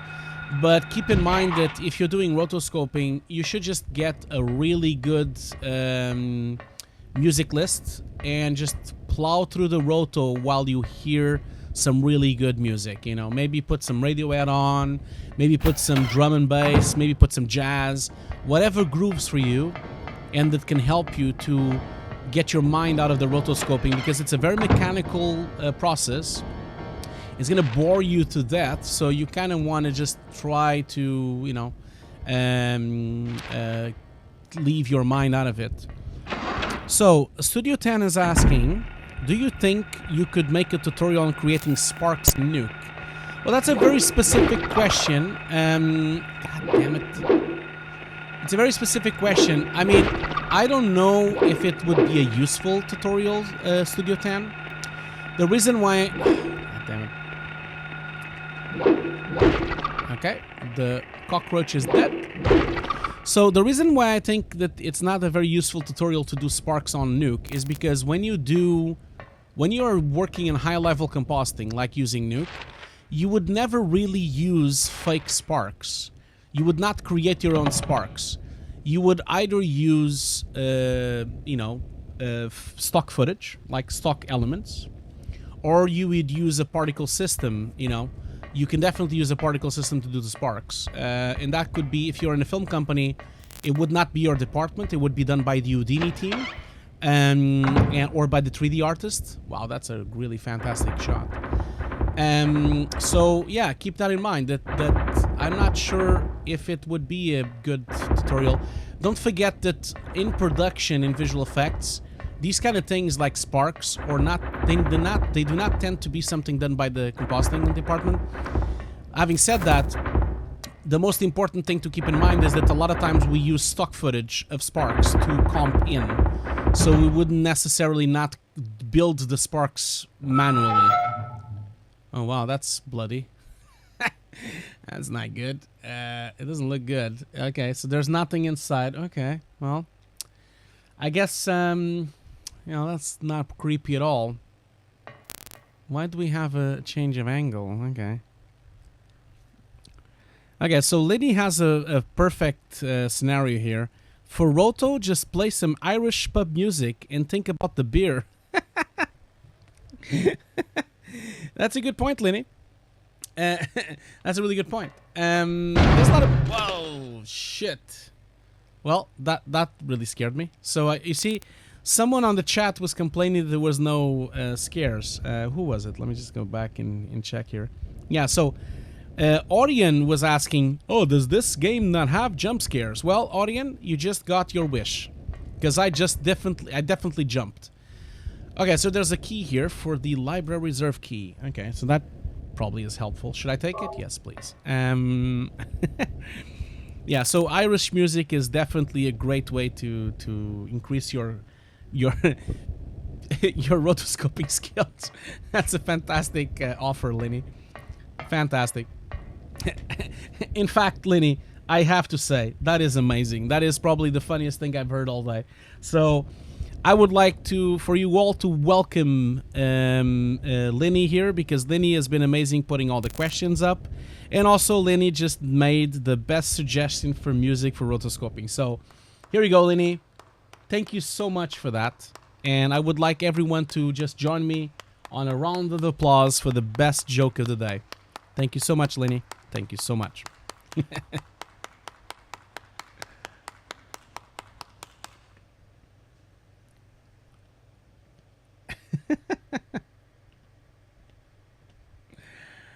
That was awesome. Okay, so sorry, just need to go back to my game here.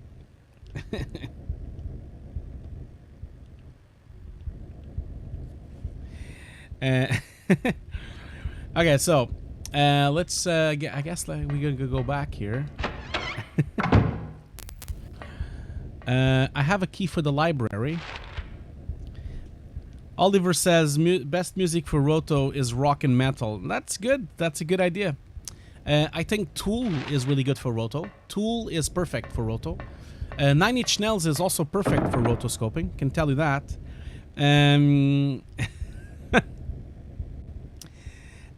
So Sajels is asking, I dropped out. What's up with Nuke 2? Well, Sajels, Nuke 2 came out in 2006, and you're too late. You can't get Nuke 2 anymore. I do have a copy of Nuke 2. I know, I'm just joking with you. I know exactly what you mean. But I'm just saying that Nuke 2 came out a long time ago.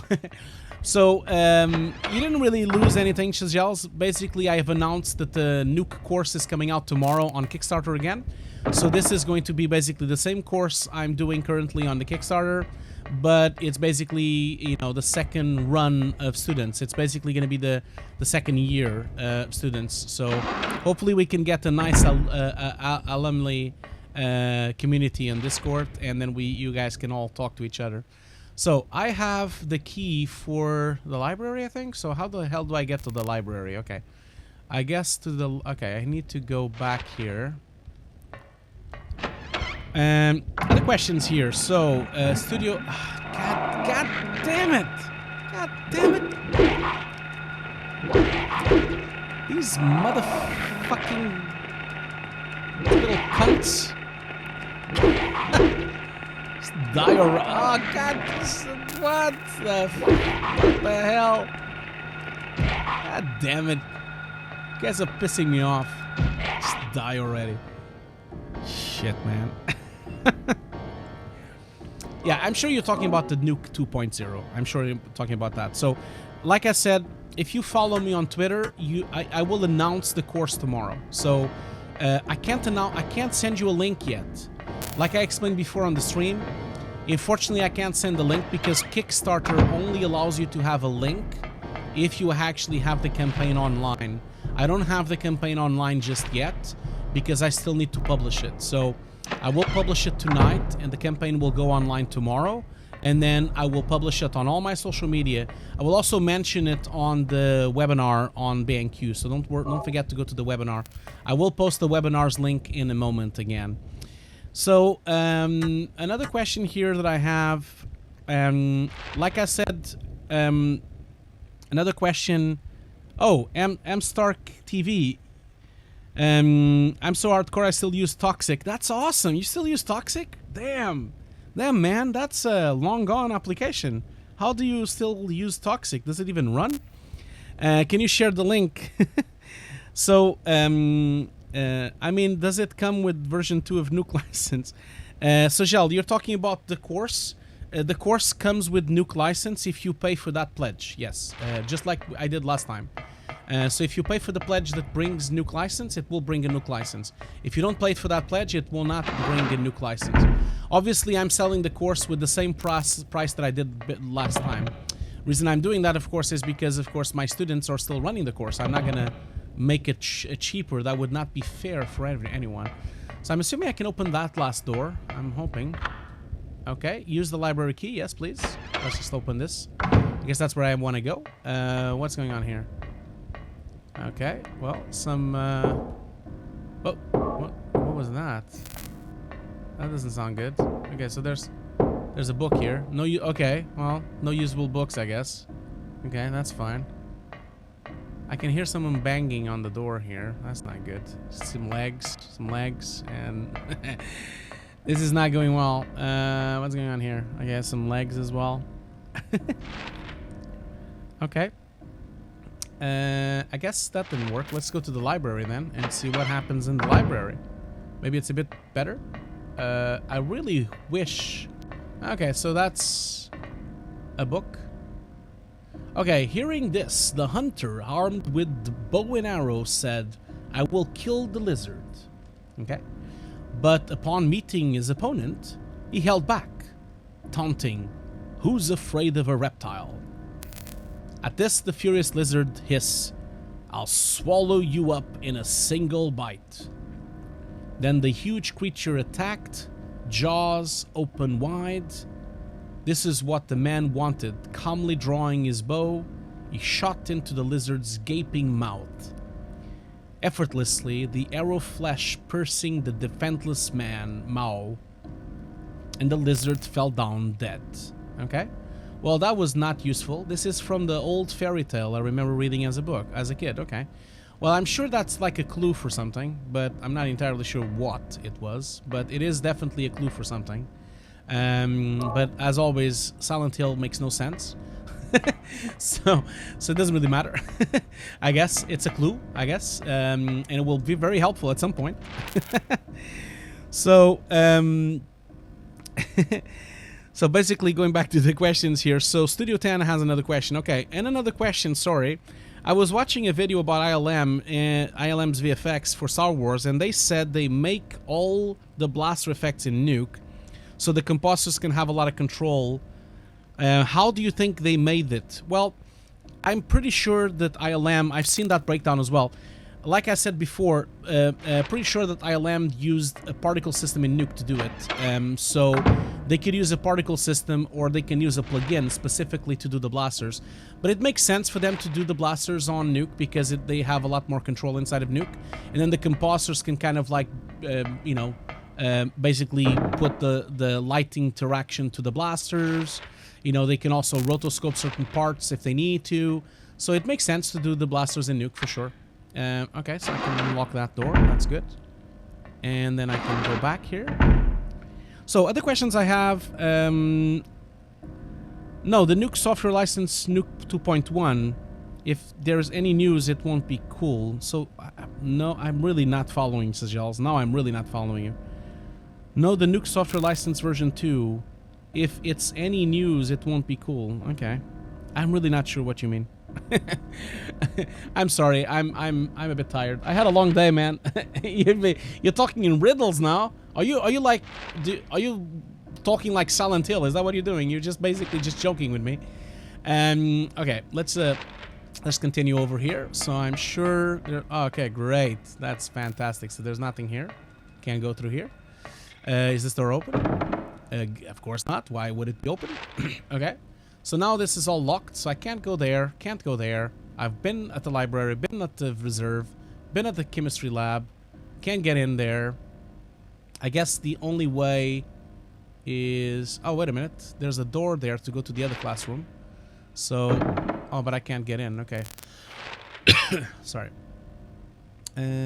So I need to get up. I need to go up then. Let me just try to go up then. Let's just do that. So I'll go here.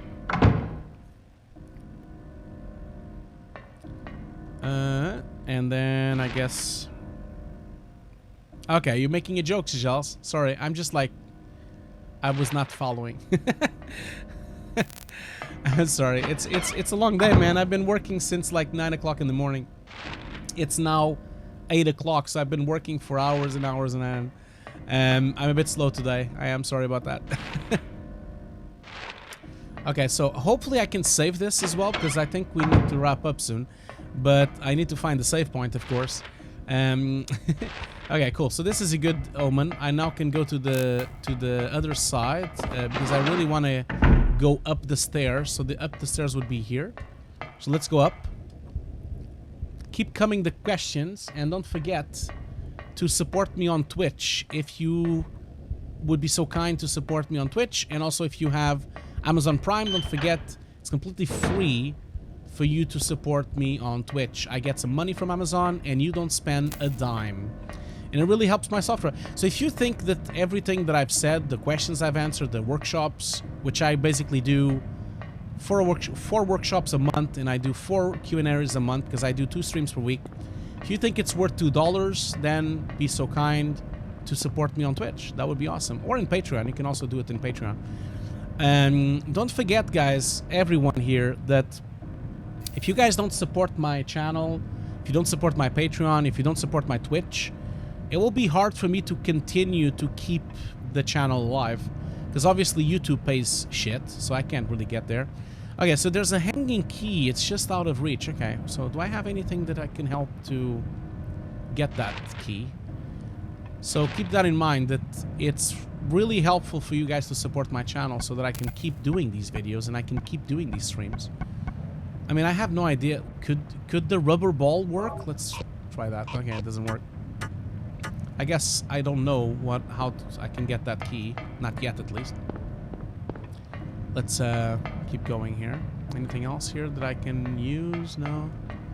So that's the rooftop, I guess. That's the rooftop covered. Nothing else here. Okay, so rooftop was there. There's nothing else. I'll go down, I guess. So I guess I'm a bit stuck now because not really sure where I should go, I guess. Because let's see here. I've went to every door. That's closed. Classroom is not available at the moment. On the rooftop, I've done everything already. Use the pipe. No, the pipe doesn't work that way, Sajals. I know, you're thinking in a correct way. Yes, I should use the pipe, but this game doesn't work that way. The pipe is only for fighting. There's nothing else you can do with the pipe. Okay, have I missed something? Let's see here. So, I went up there. Infirmary, I went up there as well. I've missed one bathroom, I can see now. Oh man, don't tell me that was what I've missed. Jam. Because I've missed going into one of the bathrooms. Fucking hell. I bet that's where I have to go. I probably missed... that's the thing. When playing this game, you have to go to every door, every place. Okay, so I need to go down then. and then go through the bathroom. Let's try that. Hopefully that works.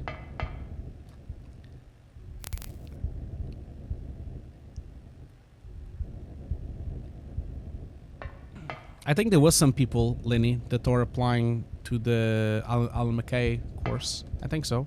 At least some people earlier on, like on other streams, they talked about Alan McKay, and so maybe there is still someone on the stream. It could be.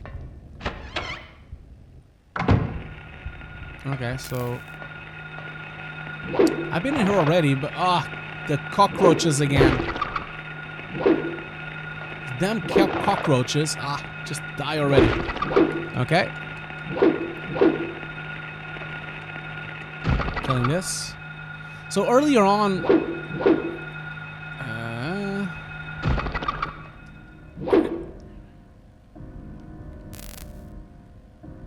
yeah, so Mark Bitrin, you're actually saying that in Game of Thrones there's a plugin called Eddie. Yeah, Eddie is a plugin that allows... For you guys who don't know, Eddie is basically a plugin that allows you to read Houdini files, and so you can render. Basically, I'll put it on the thing here so you guys can see. So this is what it can do. So you guys can see the screen here. So if you guys ever are interested, wait a minute, that's not the main site. Where's the main site? Would it have been this one? I think it is.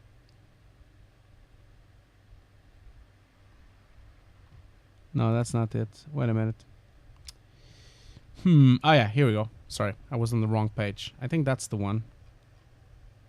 But that's not the page. Where's the main page of this? Wait a minute. Oh, did they change the website? The website wasn't like this. Huh. Okay. I really thought it was different. Because last time... it wasn't like this at all, but yeah, here we go. Yeah, they've changed the website a lot. So sorry, the website wasn't like this before. So I'm gonna place it on the chat here for you guys to see. So basically, this plugin, this is a plugin that you buy for Nuke, and by the way, it's almost as expensive as Nuke, but it's very useful because it allows you to do full particle systems inside of Nuke. So you can do smoke particles, you can actually bring in Houdini particles into Nuke, you can simulate in Nuke and then render them inside... Sorry, you can simulate in Houdini and then render them inside of Nuke. So it's really powerful. As you can see, they've used it on Star Wars, they've used it on Game of Thrones, they've used it on Avengers as well. It's really taking off. It's just that it's really expensive, you know. But like everything, you know, everything in the world is expensive if you are working on high end. So obviously, Eddie was it was very much used on the. I hope this is not a spoiler, but on the final season of Game of Thrones, there's a big fight. I'm not going to specifically say what fight it is because I don't want to spoil it for anyone. But yeah, but they did use Eddie as a simulation inside of Nuke. So for you guys to know. If you didn't know that, of course. The cost of Eddie is, I believe it's £3,000. I think it is. Let me just double check. At least they had price before. Did they take away the price? Yeah, it's about. It's not here anymore. That's weird. Here we go. Bye. I think it's like it's so Eddie Complete is $2,400. And then if you want to simulate, it's $1,400. If you want to render, it's $900. If you want to batch, so it's actually cheaper now. So it's basically $2,400 US dollars, which is great. And yeah, you can then use it inside of Nuke as well. So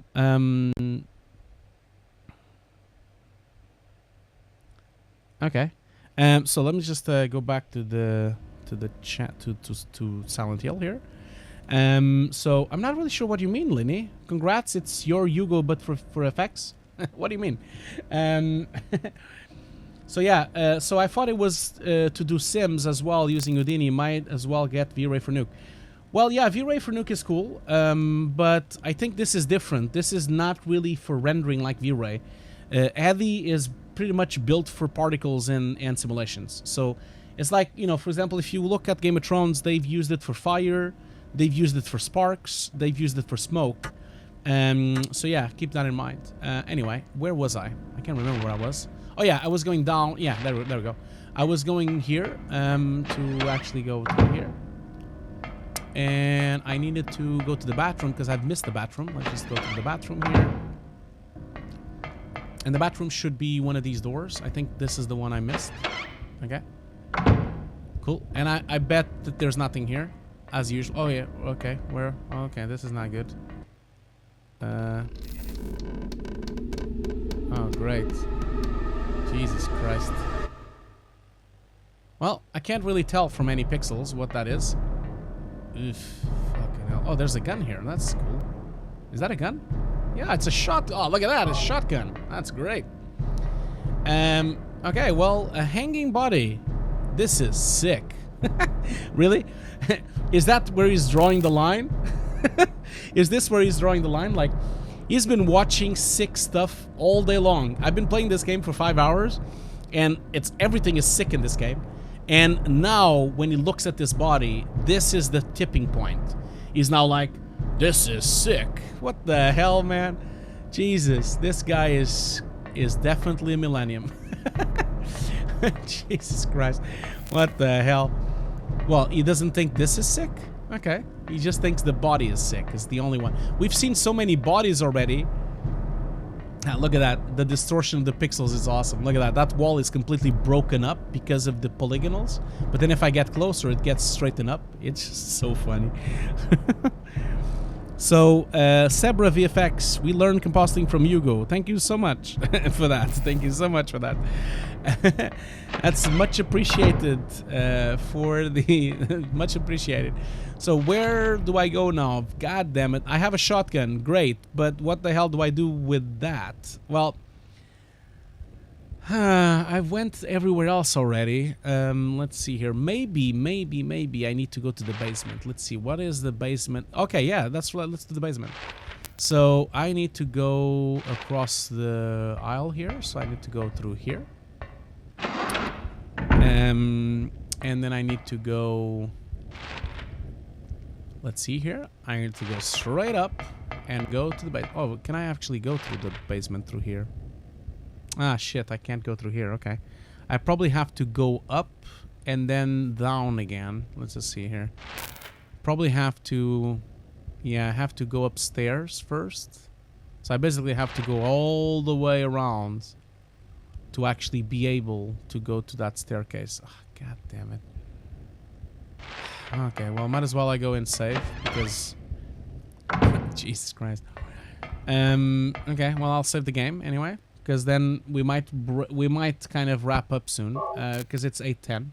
As I said, I never really like to do the streams much longer, so I've been playing the game for 5 hours and a half now, in total.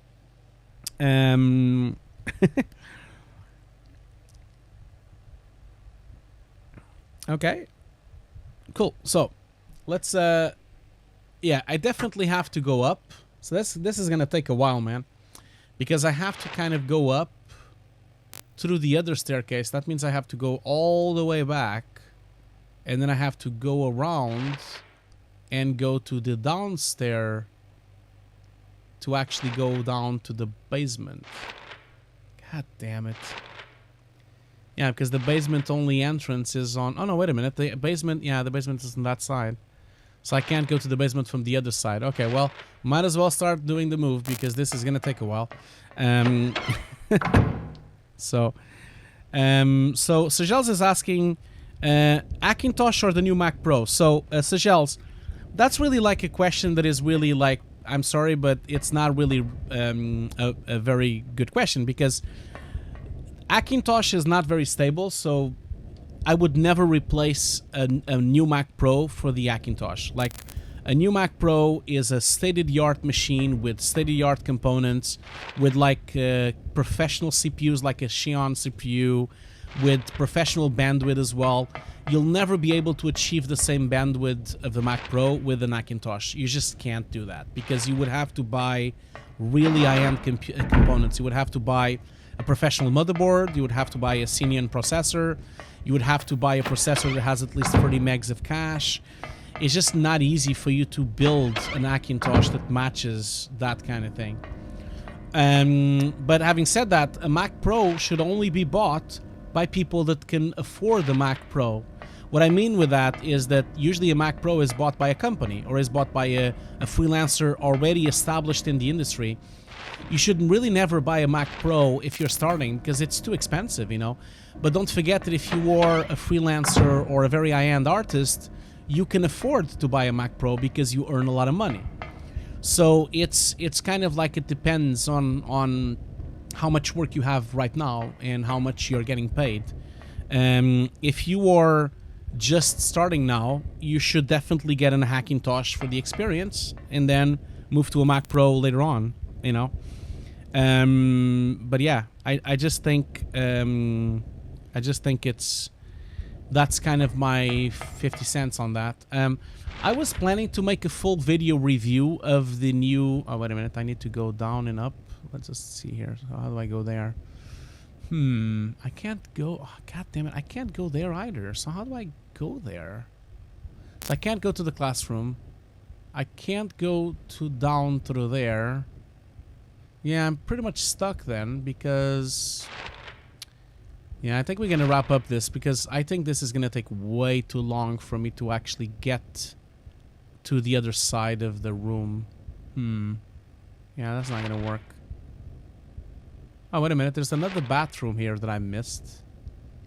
But I can't get into either because there's no way of crossing. Okay, well, I think I'm going to wrap up this because we've already been doing this for 2 hours and 15 minutes. Like I said, I don't want to make the stream's too long. So I'm going to basically wrap up my stream. But before I wrap up, I have a couple of things to say.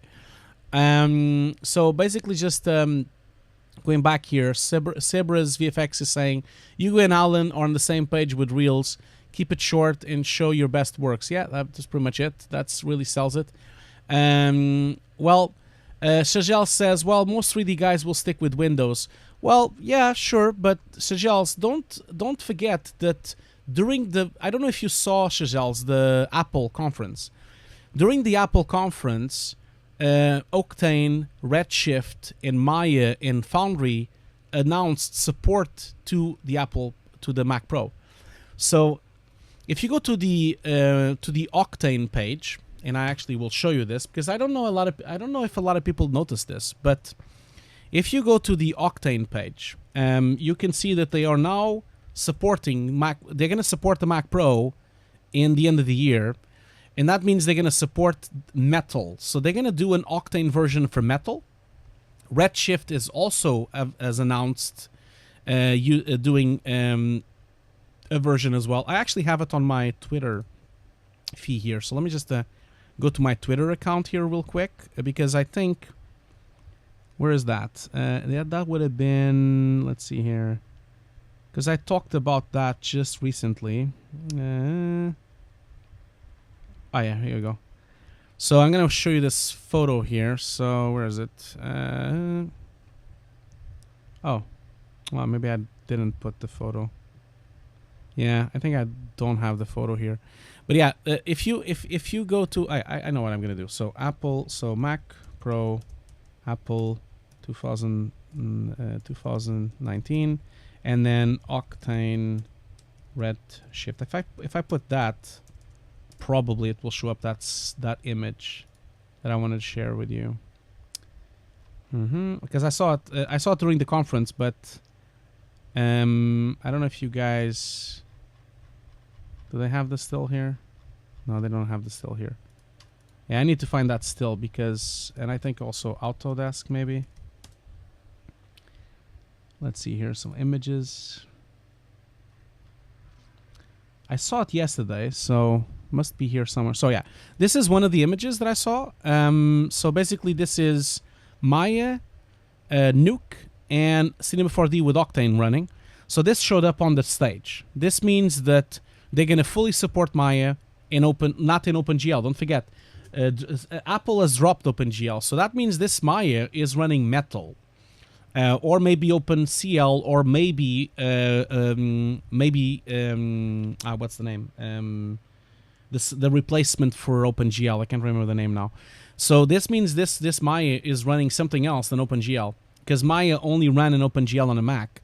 that means Nuke is not running OpenGL. Nuke is probably running Metal, I'm assuming. And Octane already announced Metal support, so they're going to be running Metal as well.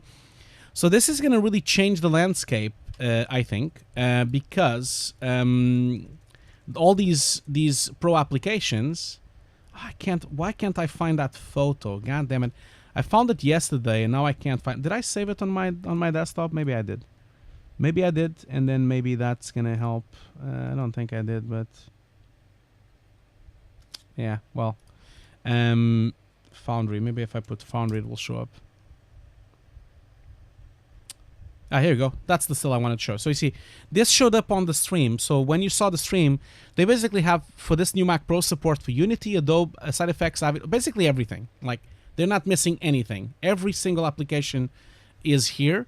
This means everything is going to support either Metal or the new upgraded OpenGL, which means Apple is really going to return to the pro consumer, because if all these applications do a Metal version, then you don't need a Windows machine anymore to run these things. So I think this is a huge deal, and not a lot of people notice this when everyone is like on Facebook and on social media just complaining about the new Mac Pro.